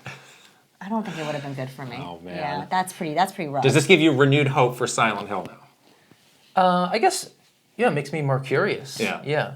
Okay. Yeah, Nice. series could have a resurgence, Yeah. maybe. Yeah. Yeah, it seems like they have Yeah. a few things. You played coming the along. original Silent Hill games. It's but It's been a long when time, it came right? out. Yeah. I do want to check this out, but Are you scared? I have a lot. I'm definitely scared. Yeah, I'm definitely scared, but I want to play it. Yeah. Thoughts on Echoes of Wisdom? Yeah, I liked it. I liked it a lot. I mean, I was really excited. You know, now you play Zelda. Now it's a different thing. Like it's summoning instead of combat. I'm maybe halfway through. I'm not sure. I think I got a little bogged down in the menu stuff, which Yeah. feels very Tears of the Kingdom to me. Like going back into these long menus, very interruptive. But I think it's great that they tried something different, and I feel like keeping the 2D Zelda alive is a good thing, and how they blended it with the 3D Zelda is very intriguing. Even on the level of like the map being a kind of interesting sort of like. Parallel to it, yeah. Well, they took took like the Link to the Past map and then sort of fit it within Yes, the Tears of exactly, the Kingdom yeah. map, which is cool. So yeah, Cool.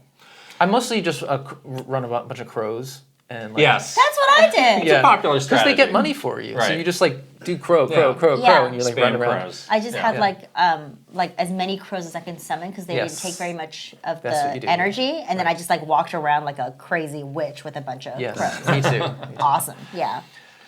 We both checked out Marvel Rivals Yes, over the over the weekend. weekend, yep. It's a game that maybe we have some different feelings on.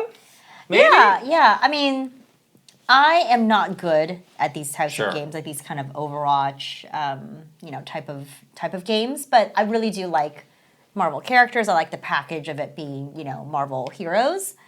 So that kind of got me in a little bit. But yeah, I had fun. Like I did not know. You told me that until you get to level 6. I think it's level 6, yeah. You're only playing with bots. Right. I didn't know that. But they fake it to make you think like, oh, these are people. That's what I Yeah, thought. I was they're- like, I'm they're doing not. pretty good. Clearly, I was being bamboozled. Yeah, definitely. There's a ton of characters you can play as. You can choose from.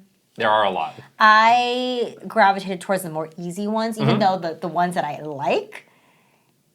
Were you following their ratings? I was following their Because ratings. they're rated 1 through 5 on how hard they are to use. Yes, Yeah. I really wanted to try out like a Storm or a Venom, but those were all pretty hard. It seems like more characters are 3 stars and up versus 3 Yeah. stars and down, which is interesting. So I ended up playing a couple games as Punisher and a couple games as Scarlet Witch, but both are 1 star. Black Widow, I tried a couple. Scarlet Witch is 1 star? Scarlet Witch is 1 star. She's cheap.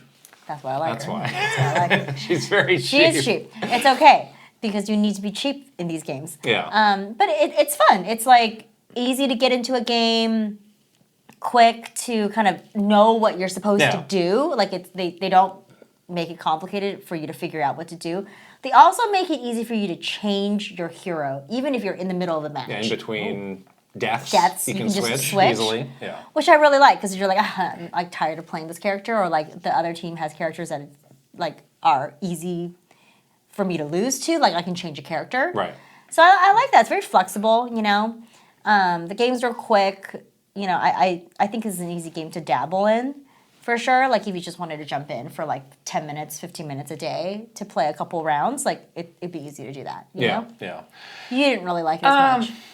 I think it's like 80% of the way. Like I think there's just some tweaking and polishing and balancing they need to do because again, like all these matches I was doing, and again, these were with the bots who you Right. think would be showing you like, here's how to play a real game. It Didn't always work. just ended up being this just like glob of people in this big, middle area, just Yeah. kind of like, having a bloodbath. And it was like, it didn't seem like there was like that much strategy or that much, like some of those characters, if you get the right combinations, you can do these special things where like Groot can put a smaller character on his shoulders and run around.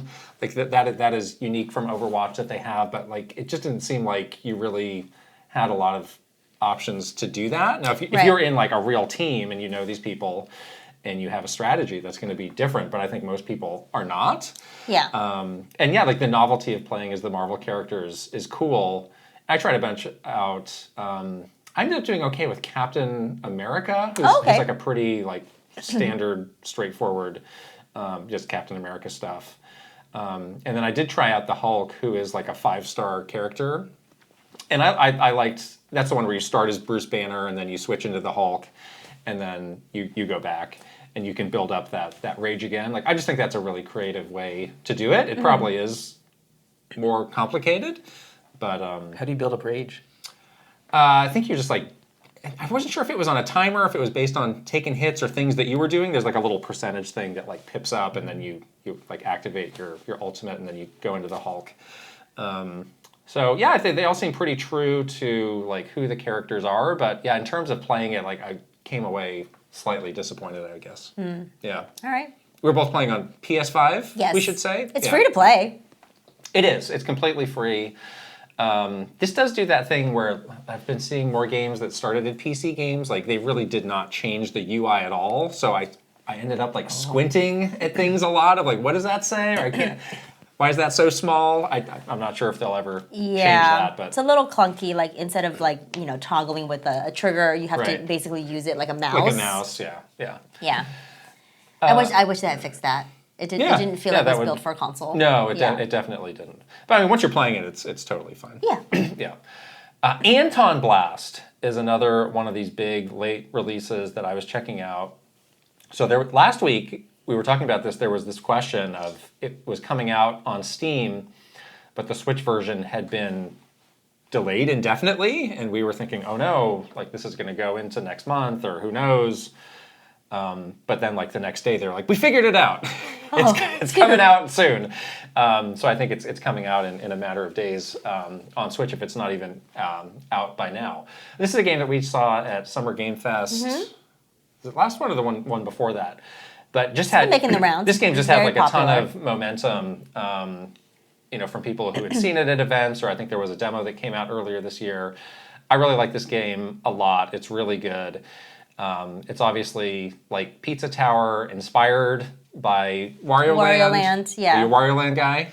I like Wario Land, yeah. Yeah. It's so fascinating how that series and like Wario Land 4 specifically has like spawned these games that like really take it to another level. Are these more fast-paced, like you're racing in and racing out? Yeah. Pizza Tower is very fast-paced in ways that to me almost felt like a Sonic game where you're going really fast. You need to make like breakneck decisions. In Antonblast, it's more about like the power of the character. Okay. And you do get these bursts of speed, but it's never like a real sustained speed for a super long period of time. But yeah, like that's what I like about this is like you do feel like this character is big and strong and powerful. And you love that. I really do. That is so my thing. And like he has this really fun move that he can do that will bounce him up to higher areas where if you jump and then you press it's like the attack or the dash button, he'll like swing this hammer on the ground and it'll like catapult you up and higher, but it's also an attack, but it's like they really must have spent so much time tuning it's like the weight of the weight, the power, the momentum of the character is just really fun. We've talked to Tony, who is the director of this game, and like he's just so like inspired by these like 90s, like he talks about Crash Bandicoot all the time, these kind of like 90s platformers, and this has like really strong mid-90s energy to it. The music like, too. The music, like we talked about Grapple Dog having a lot of those 90s sound effects, like this is the soundtrack even more incredible. The soundtrack is so good, like just random like voice samples like out of the blue. The design of the characters is very like Ren and Stimpy, I find. So and that art style, very true to like a 90s cartoon. Right. So it's like you can tell they're taking inspiration from this thing they love, but then they're moving it in a new direction because like I played Wario Land 4 for the first time this year after playing Pizza Tower, and I was like, okay, I can see where the inspiration comes from, but they've really taken it a lot further. You get to the end of the level and then you backtrack. And that must be so hard to do the level design for because you're often it's a big level and you're taking different paths that you were taking before, and they need to make sure that you can do it because there's a countdown happening. Must be really hard to do, but I appreciate that I haven't got hung up on that part of the game yet. I've done like the first 4 levels, and there's actually a boss fight that was in there. So this is really good. I've been playing it on the Steam Deck. Glad it's finally making it to Switch though. Yes. Yeah, Yeah. that'll be a great addition on the Switch. And I need to keep going, but I don't know. This one might sneak into some Game of the Year lists at the last second. For sure. Yeah. Are you going to play this? I am. Yeah? I'm waiting for the Switch version, but I'm Okay. going to definitely play it. Okay. Yeah. Another game that just came out earlier this week. So many games. It's kind of crazy. December is it's never very this different packed in usually. terms of Yeah. December. Indiana Jones and the Great Circle. So this is an Xbox exclusive on Game Pass. That's how I am playing it. Yeah. And I wasn't really sure what this game was going to be. So we knew it was made by Machine Games, who's done Wolfenstein, and even before that, that was a team that worked on the Chronicles of Riddick games. Yes. Do you ever play Chronicles of Riddick? I did not. Oh, I did. It was real good. Is it good? Good. I didn't. That was one of the all-time, like, wait, what? This game's good? Because I think That it was based on like a movie, right? with Vin Diesel. Vin Diesel. Yeah. That's It's it. pronounced yeah. Riddick, not Riddick. Pitch Black was the first movie. He had a whole like cinematic universe in his mind for this universe and this character that didn't quite pan out.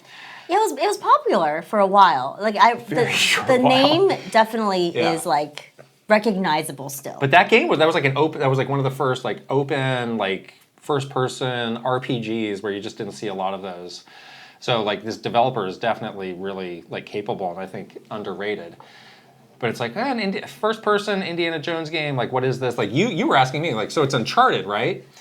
And I thought it would be like Uncharted, where it was like sort of like playing an action movie, right. You know, So yeah, like Nathan Drake is definitely like a kind of an iteration of Exactly. what Indiana Jones is as a character. But I think this game is pretty different. Like from what I can tell, it's like very stealth focused. Oh. And very exploration focused as well. But not annoying stealth, you were saying. Not yet. Yeah, this first kind of full level I'm in Rome. I'm kind of exploring this old like complex. And it's very dark. There's a lot of shadows. There's all sorts of guards around, and you can sneak up on them and you can take them out, or you can just confront them and get in a fist fight. They've got those like really good like sound effects. So when somebody gets punched, they have really good sound effects.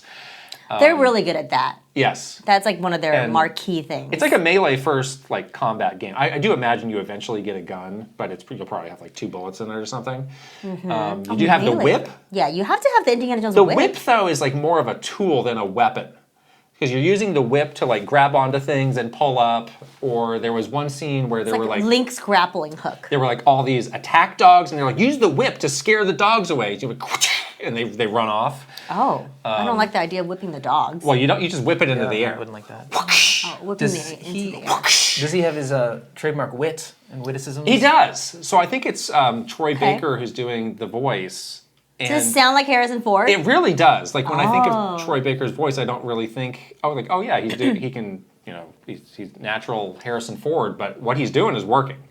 And it really sounds like that, and it's got some of the one-liners, like when you'll take a guy out, like it, Are they on the D-pad? Like you can say, no ticket. not quite.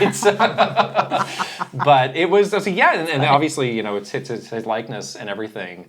So they do kind of match that mood and that feel, and they'll like occasionally, do callbacks to the classic music, not in a way that's like over the top, but in a way that's a little bit subtle.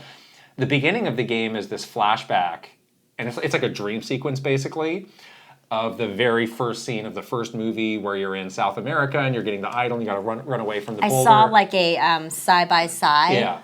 that someone did of like the movie scenes and the game scenes, and it was identical. Yeah, it's very well matched. And there's that gross scene where like he's got the tarantulas over, you gotta get like that. No. They have that. No, I don't like that. So it's kind of like familiar stuff, but new stuff too. I mean, Or that's is it- that's just like the first 10 minutes of the game, and then from there it's all new.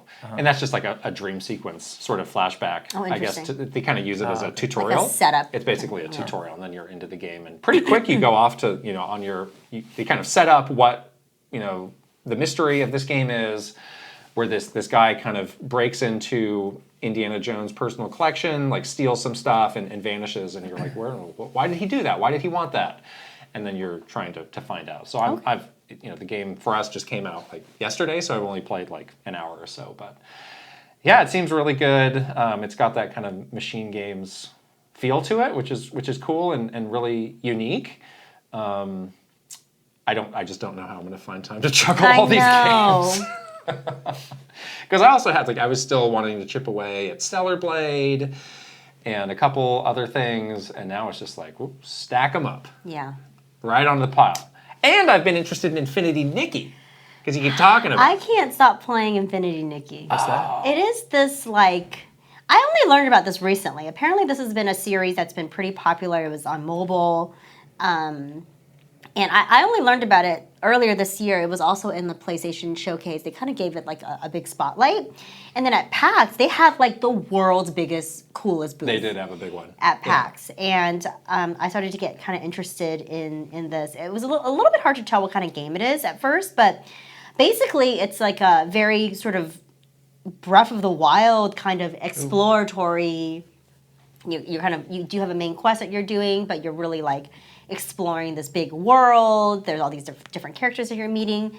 It has all the trappings of a Zelda game where there are dungeons and there are even sort of an equivalent to shrine challenges and things like that. But all of it is sort of wrapped in this dress up game. Okay. Where you're dressing up this character and actually the dressing up part is related to the gameplay mechanics, which I think is quite clever. You need to collect materials to make outfits. Isn't Breath of the Wild a dress-up game? I think it is, honestly. You're dressing up Link. I would change outfits every 10 minutes. There you go. Yeah. There you go. And you would get these abilities that would help you traverse the world. So I just got this ability to basically it pretty much functions like a paraglider in Breath of the Wild. But instead of a paraglider, you're in this beautiful dress and you're holding onto this huge flower, and it's really cute. Nice. And same thing though. You need to use it to get through certain parts of the quest, and you're collecting a lot of there's a lot of collection and crafting that's kind of woven into this because you're using all the resources that you're exploring to get to make the outfits. So it's a pretty cool satisfying game loop, honestly. And it's easy to dismiss this as some cutesy little girly dress-up game, but the gameplay is so good. It's actually so rich and fulfilling. The dungeons are properly fun and challenging. It feels actually deep gameplay mechanics. I fought a boss that was a stone talus. I was okay. I didn't think that this cute little dress-up game was going to be a proper boss fight, but here we are. Sounds cool. Yeah. Is it on? It's on PS5 and PC. Okay. Yeah, and I've been really loving it. It's a I think the world is live. It's an open world, but they constantly it's on a server, so they're constantly updating this world, and I guess they're going to add more stuff to it, more towns and stuff like that. But it seems something that can be a very fun ongoing game as well. And there's definitely these gotcha elements that you can pretty much ignore if you don't care for that. But there's different ways you can. There's a lot of different weird in-game currencies. You can trade the diamonds for the blue diamonds and use that to buy the special outfit that's in the limited time only. Is it all for getting outfits mostly? Yeah, mostly outfits, and some of those outfits are pretty enticing. Are you gonna do it? So I made enough in-game currency just playing naturally to participate in some of the gotcha things, so it's not you're completely locked out of it if you don't pay. There's still some good incentives for you to keep exploring and collect things or do the little daily challenges to get the currency that you need to do some of the gotcha. So it's actually really good. It's very fun. I played a ton of it over the weekend. Are there any social elements of I don't mean necessarily there's another player right next to you, but trading outfits or... There is this element of taking photos, and it's almost like a Souls game where you can put a photo or a little note in certain areas. Look here, or if you want to explore this, if you want to give somebody a hint, you can do that. I can see them making this game into an MMO though. I feel they're a half step away from it being an MMO because of the way that they do the live service world. Yeah. Every time I go in, it's some update to the server. I'm okay. Wow. I'm definitely intrigued. I definitely want to try it. Yeah. I'd like to see the world. Yeah, just everything you've said sounds really cool, and I think the visuals the visuals look so nice. The dress up part is kind of whatever to me, but just the look of the world is really appealing. It's really pretty. And it has a nice art style. So yeah, I think I'll check this out at some point. Yeah, I went through this one dungeon that I thought was such a clever dungeon where it's called like the Dream Factory, and like they kind of go back to that old Japanese myth of if you make 1,000 paper cranes, you can make a wish and your wish would come true. So this area was filled with these like huge paper cranes, and they were all like on a teeter-totter. So it was like a platforming challenge of you like going through this like trying to traverse through these paper cranes. But what a clever like wrapper to put this in, you know? So, I think I'd be motivated by the outfits. There you go. Yeah. The outfits are very cute. It's like Style Savvy. Did you ever play that game on DS?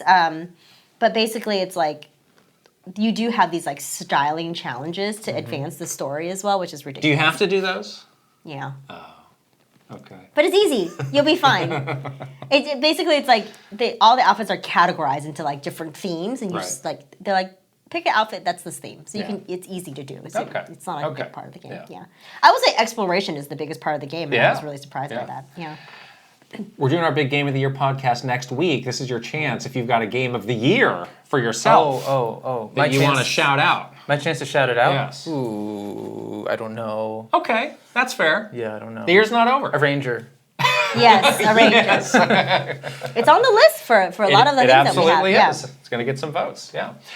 All right, let's get into the news. Yeah. We're at a very weird time of the year for news, where a lot of stuff is just kind of on hold, but there are these events happening and they get people to talk. First story is about update from Software, where they were at the PlayStation Partner Awards. You ever heard of these? I'm very interested in these.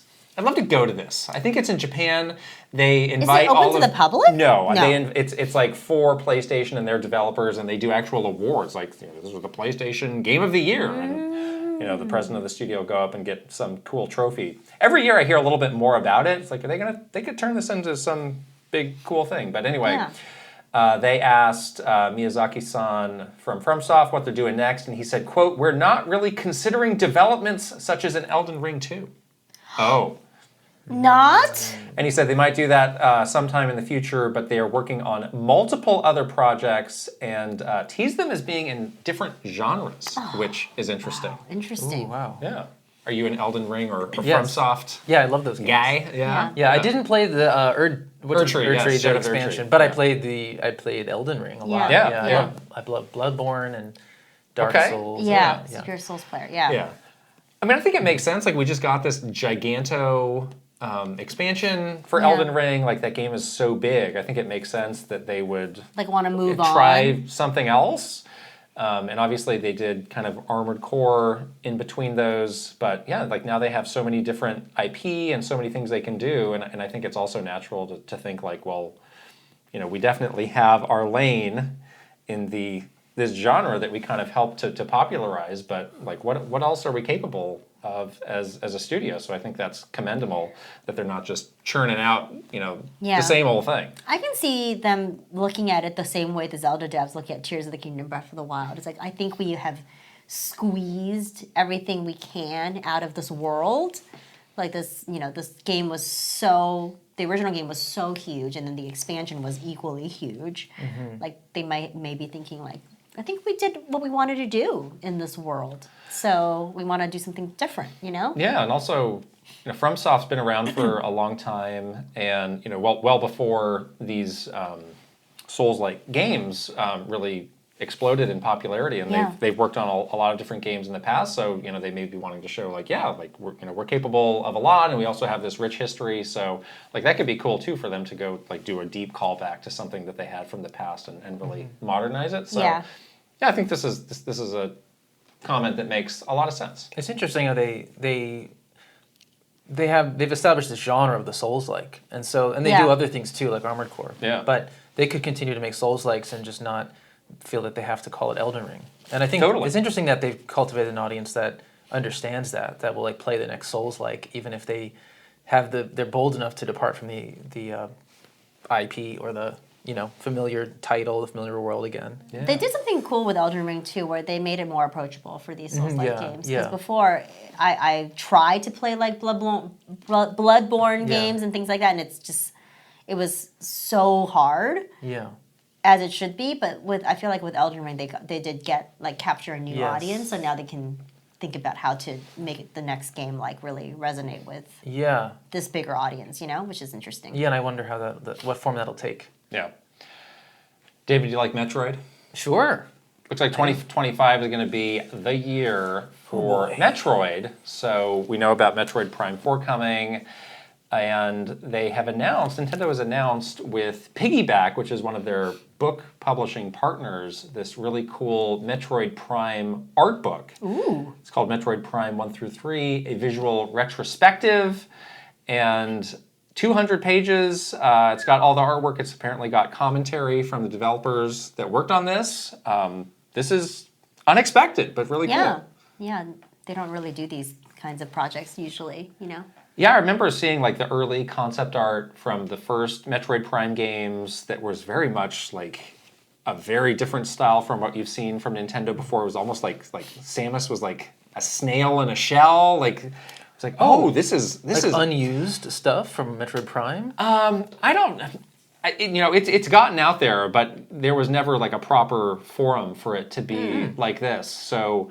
I imagine there's a lot of stuff that we haven't seen before as well, but it's just it's an unusual style for Nintendo, and they had such really like strong artists at Retro Studios in that era. I'm glad that it's getting out, and again, you almost never hear from a Nintendo developer these days. So even if it is in a book in probably some sort of a sanitized way, like getting more of the story behind these games, like it's very clearly like this is a marketing tool to eventually help us get to Metroid Prime 4 and get people excited, but I'll pick this up. Yeah, this seems cool.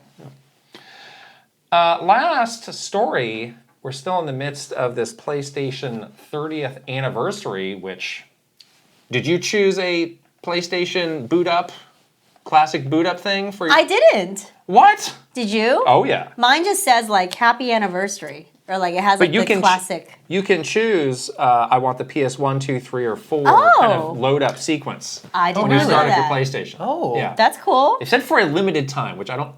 So which one did you pick? I chose PS2, but I might switch over to PS1. All right. I think both of those are pretty iconic, so those are pretty cool. But Eurogamer did a big interview with Sean Layden, who used to be the head of PlayStation. He's no longer there.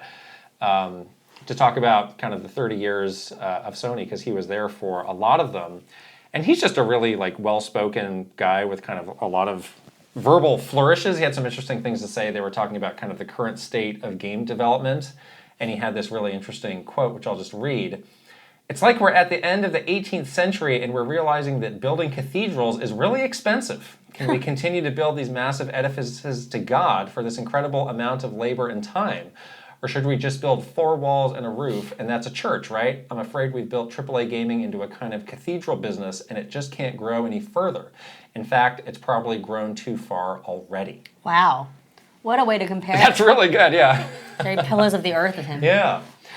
Obviously, the games that you're working on like have a very defined scope, but like, do you ever feel that like even making an indie game in this day and age, like it's really easy for this to get out of hand? Oh, everything I do can get out of hand.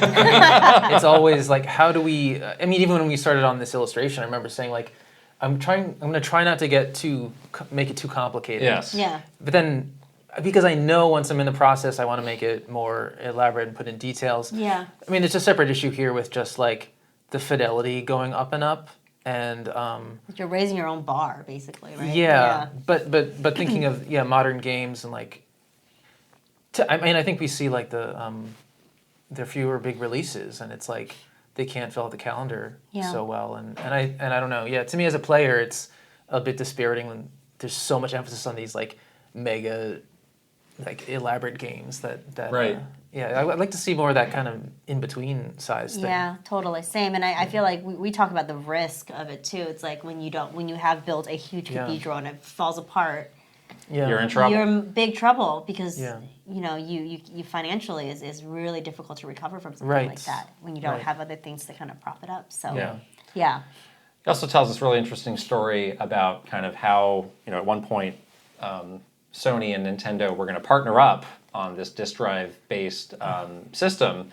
and it talks about how kind of that relationship fell apart, and Ken Kutaragi kind of went back to the executives at Sony and said, like, hey, we've already built this thing. Like, if we can build, the rest, kind of build the OS and have a team that can support this with software, like we're basically there in terms of having this platform on our own. So, he describes it as them getting left at the altar by Nintendo. Oh, and, no. And that obviously led to a huge rivalry for decades to come, but getting a bit more color on the origins of how that happened is really cool.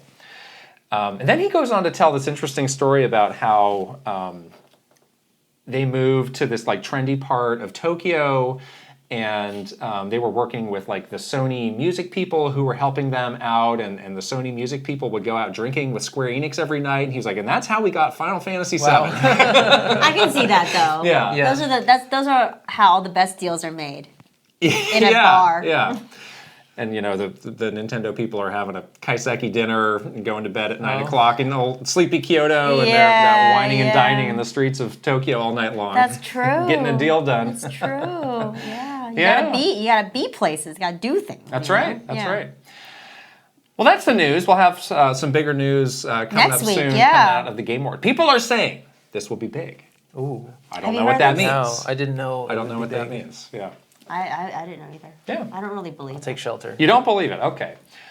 We'll see. Let's wrap up with some great questions from our Patreon community. We get them all from our Patreon subscribers. You can join. You can also gift a subscription at patreon.com/KitandKrysta/gift if you would like to give the gift of being a Patreon member to someone. You can do that. Our first question today is from Doinko. You mentioned on this week's episode that it feels like Zelda Echoes of Wisdom came and went, especially compared to the staying power of Breath of the Wild. Surely some element of this comes down to the scale and spectacle of Breath of the Wild, but how much part do you think Twitter has played in this difference? In between those two games, they jacked up the API price and drove all console manufacturers away from utilizing the native share button on their platform. It makes me wonder how many people are playing Zelda in relative silence compared to the shareable way we might have played it before. Yeah, I don't think that it is all related to, how shareable Zelda Breath of the Wild. I think Breath of the Wild just was a more shareable game in general, right? Like, I think all of us were playing that game. It was so open. It was so open to your interpretation, your own way of exploring this world, solving this world, that it was like, it kind of gave you motivation to share a cool thing that you discovered or a cool way that you found to solve something, and I think everybody had that mentality. So it was really the game that was shareable. I don't think Echoes of Wisdom is on the same level of being like a shareable, I want to talk about this game. Right. It is smaller, but the nature of that game is just not as, there are still some ways you can be creative and solve things different ways in Echoes of Wisdom, but it just doesn't have that quality that Breath of the Wild does, at least not in my opinion. Yeah, for sure. Yeah, I think that really easy share functionality was like one of a handful of things that when the Switch first came out, felt pretty ahead of its time, or and that's unusual for Nintendo. Usually they feel a couple years behind, slow to catch up to these things. But the fact that it used USB-C and it just they got the design right out of the box, and the fact that you could easily share these screenshots. I've mentioned this before, and people say well, big deal. I could do that on a PlayStation years and years ago. It's we're talking about Nintendo here. I know. They often have concerns about these sorts of things, or they want to see it. They're cautiously trying to dip their toe in.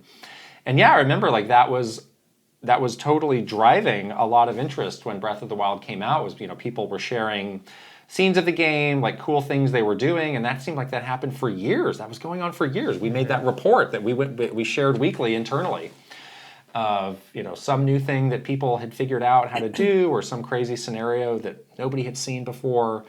So yeah, I think a lot of it does boil down to that was a bigger game that just had all these inherent secrets that people were excited to see.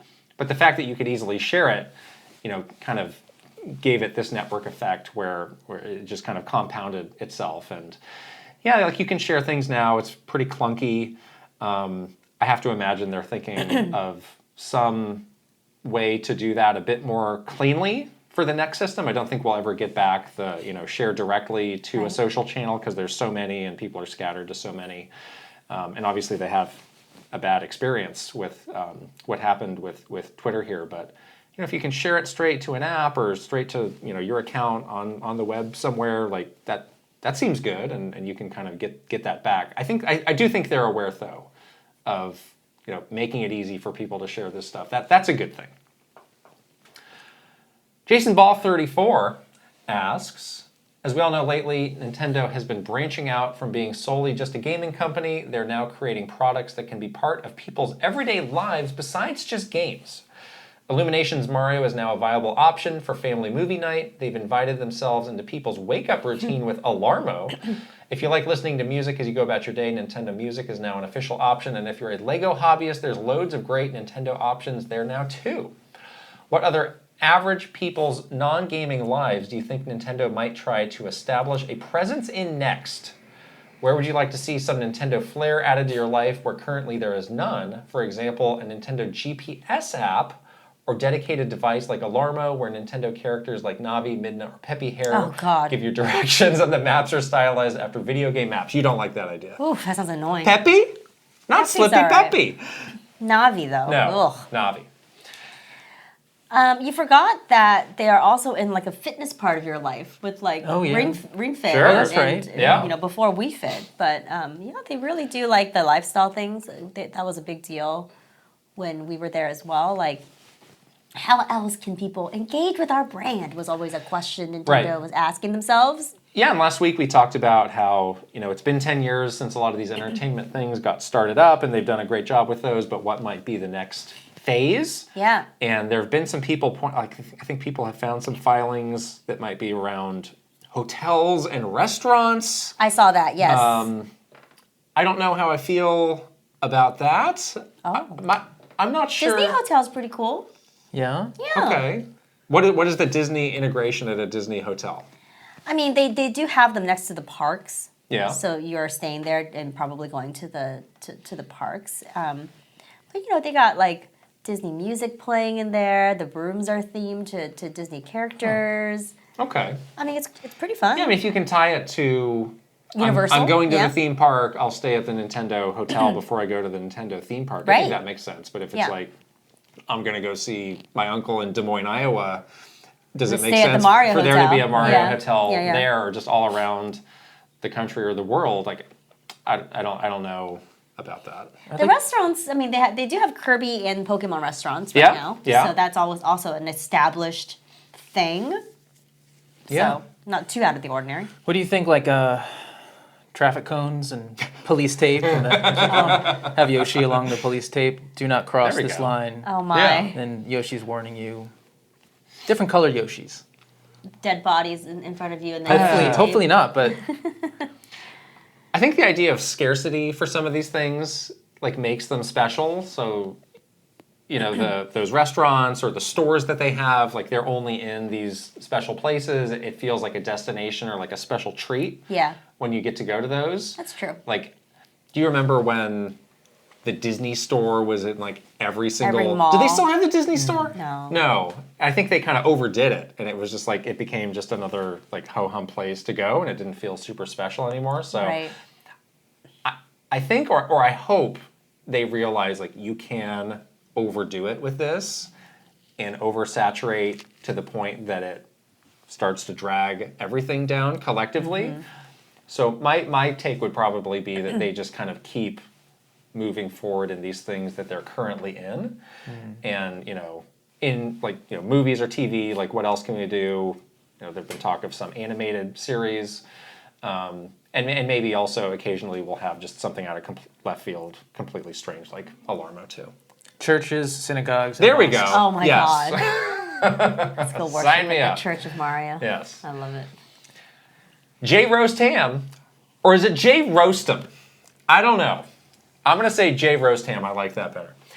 Okay. Growing up, my dream was always to become a composer for Nintendo.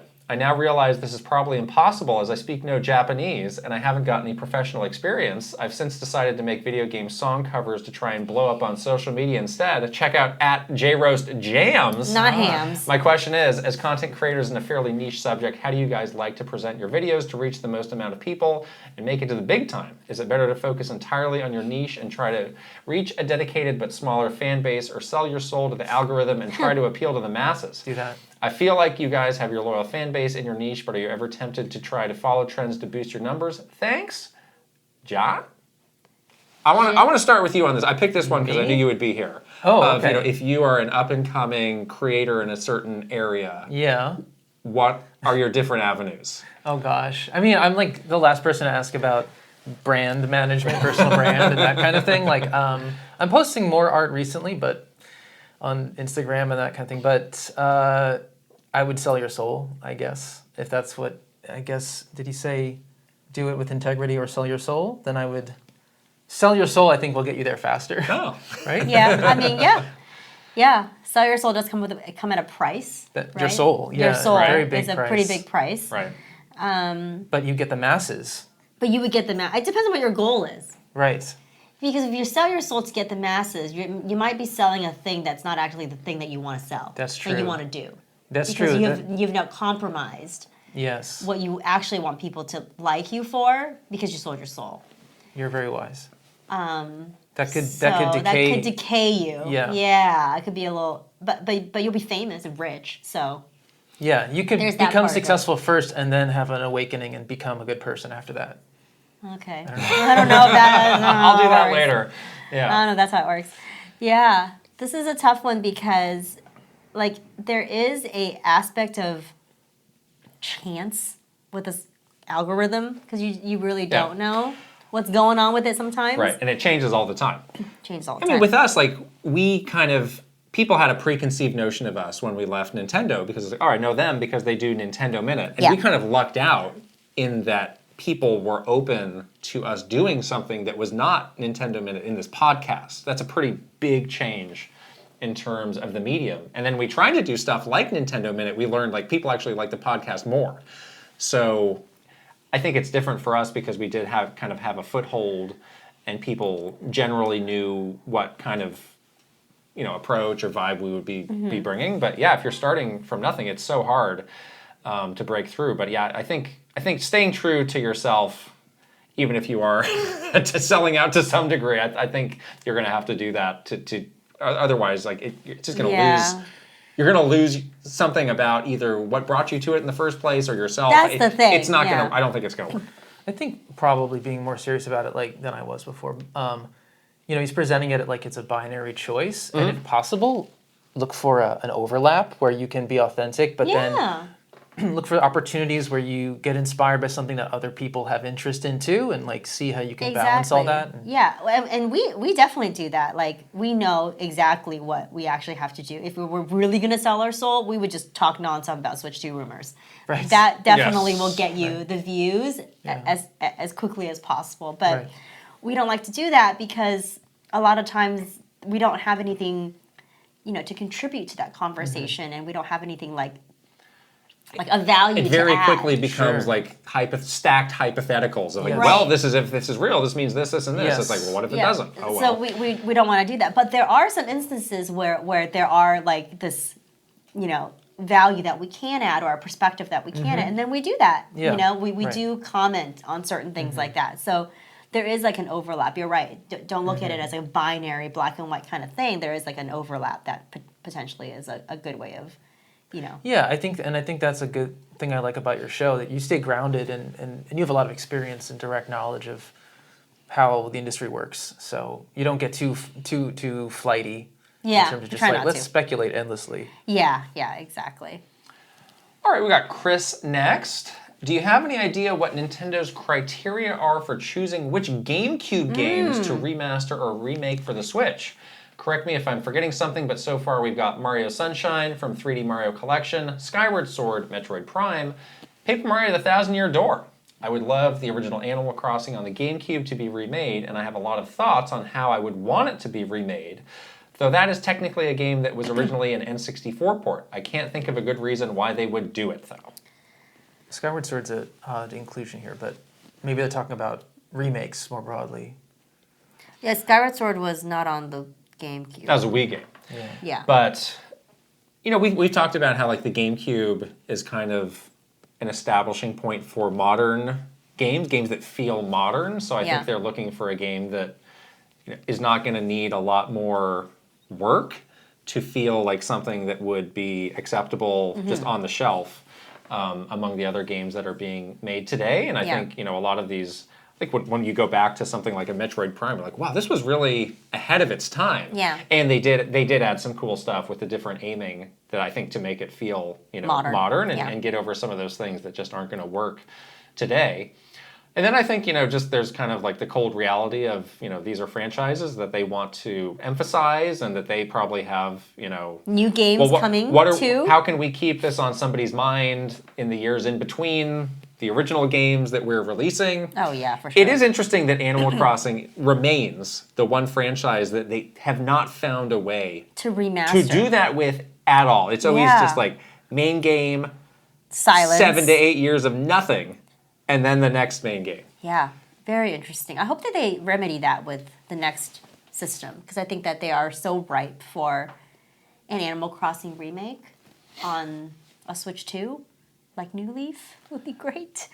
But it is interesting. But I think it's more the latter, where they are looking for a game that's easy to remaster and make it feel modern, but more so they are looking for games and releasing remasters as a way to, like, keep those characters and franchises top of mind, because they probably have a new entry coming soon in that either in that genre. Like the Paper Mario example would be like Mario and Luigi was coming next, and then like obviously Metroid Prime, because Metroid Prime 4 is coming next.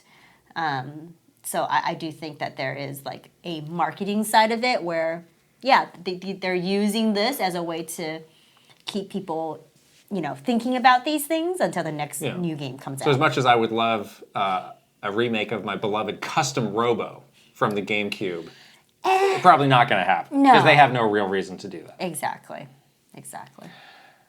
Last question is from The Natrix. I recently came across an article about a study that found gamers spend more time watching videos about gaming, like podcasts, reviews, let's plays, etc., than actually playing games.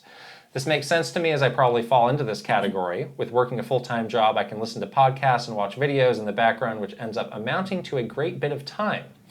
The article also cited a statement from the study which said, this fact highlights the untapped potential for game publishers to bring video content inside their own ecosystems. Do you think companies like Nintendo or Sony could create their own platforms for content creation? Or do you think this would just become a disaster with them trying to control creators, or would they simply squander in the shadow of already existing platforms? So I read more about this, and the idea was create ways to basically push out content to people in the games they're already playing. So like if you're in Fortnite, like we're going to build a Fortnite tube, and you can just watch videos there versus leaving and going to watch them somewhere else. So dangerous. Yeah. So I'm a little... That's scary. I'm a little wary of the second half of this study here. That's really scary. Right. I mean, I don't think this is in Nintendo's wheelhouse, and this is definitely something that they're extremely scared by. They're already scared of people on YouTube. So to think that they would want to build some sort of content creation or content distribution thing within their ecosystem that they need to now control seems to be something that they would be pretty afraid to do. Just thinking this out, would it be a win-win if Fortnite made some deal with YouTube, or it was like, you can just watch YouTube in Fortnite? Totally. Because, I mean, YouTube and Fortnite have the exact same goal, which is to keep you on the platform keep you on the thing as long as possible, which is a scary reality. Right. So I guess something like that, if that would ever come to be, like maybe there's some reason for that. But yeah, kind of building it. It's just so much competition, and people have these habits of how they like to do it. And you can take it on the go. People are doing this all over the place. So yeah, I'm a little skeptical of that. But the first half of this kind of, this is what we were trying to do at Nintendo with our original content department, which was like, we had these same insights that said, people want to consume themselves with games at all times, and when they're not playing, they want to watch videos, they want to hear podcasts, they want to do this stuff. So we said, well, let's do this. If people are going to consume this stuff, let's get in there, and as a result, like we can make sure that they're getting kind of the official Nintendo perspective and put these things in the best possible light. And we had some good success with a lot of those, but in the end, like we had a hard time getting much traction with the leadership, and after we left, that stuff was pretty much all shut down. So, think that would be a nice thing to have as you're ramping up to release a new console. But for now, don't need it. I mean, it kind of goes to the other question about where Nintendo could branch out into so people can be connected to it when they're not playing. Because the first part of the Matrix's question was about when they can't play, when they're at work or something. Yeah, what do they do? How do they keep thinking about games? And so it's interesting to me how much, like I think sometimes about how much all these like supportive things surrounding a hobby like take over people's time, and I think there's definitely a place for it, but I think it's also good to get away sometimes. I mean, if you're at work, whatever helps you pass the time is great. Right. But yeah, it's so interesting. People's habits have changed so much, not only in the way that they want to consume information about stuff that they like, but also like the idea that like, people are only playing like a handful of games now. Like back when we were kids, we were playing like new games all the time, going to the Blockbuster and renting new games all the time. They had an end. They had an end. Yeah, now there's all these endless games you're playing, and there's endless content around the endless games. So you're just in this like cycle of like playing the endless games and listening and consuming the endless content. So it's like, wow, what does that mean? What does that do to you? I don't know. Like, if you think too deeply about it, it gets a little scary, I think. But yeah, I think too about like how much people think about games before they can play them, and this connects to like the marketing cycle and everything. Right. Like, people are, I guess the experience that stayed with me was the movie Prometheus, which I was obsessed with before it came out. And I felt like when I saw the movie, it was like a checklist in my brain going like, that scene, that scene, that scene, that scene, that scene. And then there was like one scene at the end that I was like, wow, that was a new thing. But I don't know. So I think sometimes it like takes people away from just directly encountering it. Yeah. Because you have so much like scaffolding built in your mind of what it's going to be and everything. It's true. Right. Nothing's left to like a surprise really anymore. Yeah. You've like you've kind of built this like checklist of I'm expecting these things to happen. Yeah. The answer as always is Miiverse. That's the answer. That's the solution. Folgers and themes. Thank you to everybody who sent in a wonderful question. We enjoyed answering them today. Thank you. So we're in the home stretch. Yeah, you're going to help us shout out some of these My pleasure. Patreon community members. Excited? All right, we are going to start with the esteemed final boss. Aaron Hash. He's Happy right holidays, there. Aaron Hash. There he is. He's the greatest. Okay. Okay, you want to so start? you're going to start, and Okay. we're going to go in a circle this way. So we just did Aaron Hash. We did Yes. that. So you're going to start with Ben Eichhorn. Ben Eichhorn. Maru Mayhem. Eigenverse. Kiss My Flapjack. Mike Chin. Roy Eschke. Switching It Up _ VGM Life. Link, the hero of wins. Angela Bycroft and her pig Molly. Thomas O'Rourke. Kyle LaBeouf. Roberto Nieves. Frederick Ulf Conradson. Andrew Uhas. Chili. Simon. Krashuri. Master Discord. Ash. Ajay Kundlis. 40 gig. Yes. Okay, so far so good. We're warming so far, up now. So good. Is All that right. the pace? That's the pace. Okay. Go faster. We can go faster if you can. think we can. Let's do it. All right. Ron Burgundy. Add Cool 2000. Ali Alejandro. Aristo.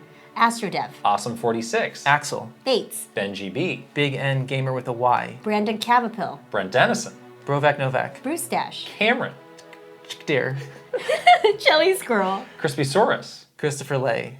Captain Alex. C. Roper 17. Dallas E. Dachshund. Devi P. Doinko. Dre. Eccentric Tony. Echo Ladair. Elite Peach. Espars 50. Fart Pre 69. Wait. Oh, that's Oh, right. Sorry. oh no. Fart Pre 69. I thought I would mess it first. Furbound. He can have the honor of saying Fart Pre 69. Great. Farts. Yes. Fernie and Jess Forever. Fox Deploy. Funky Hand. Garth the Wolf. Gartooth. Guilty Phoenix 42. Handheld Gamer. Happy Sloth. I may have made a mistake. Iris Marin. Jay Rando. Jack Hoving. Jeffrey Hernandez. Joe Incarnation. Jonathan Rowe. Jordan Collette. Jordan Hemmerly. Joshua Clements. Juji Fruit. Justin Lemminger.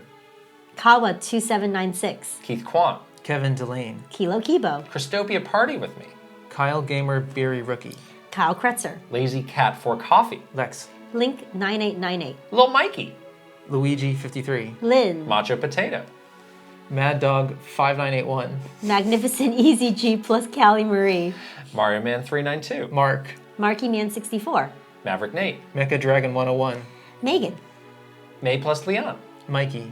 Mr. Rhino 7. Motomania. Mr. Andy Palm. Mr. Beans and Dip. MSM Poke Gamer. Mytran. Nasir. Naif E. Ninja 11. Noah-san. Pangy. Patrice Millette. Sorry. Paul. Paul Gale Network. Prime Factor. Prince Charmus. Punky. R34V3R. Reaver. Yes. Yes. Rain Tech.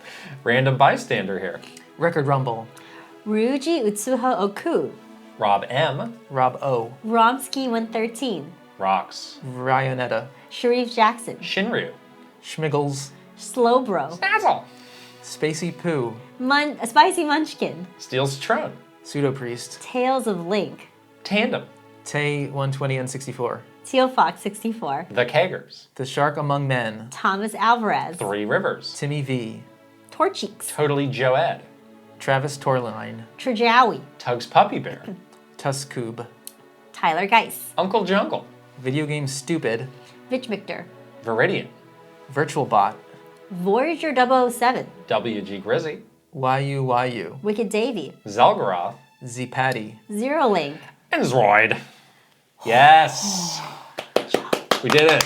You wanted to do it as a round. I was thinking, yeah, like Kit would start, then you would start, then I would start. We'd be doing. Isn't that what we did? No, but you would do it while you're still saying the name. Like row your Row, boat, row, gently down row, the stream. you have to go. Merrily, life is but a Life dream. is but Okay. a dream. Row, yeah. I'm still that. wrapping my mind around that. Wow. You don't know how to do a round. You have a nice voice. Thank you. Great. Should we try it again? We'll have to that have you way, back or- to To sing Row Your Boat? Podcast the musical. My gosh.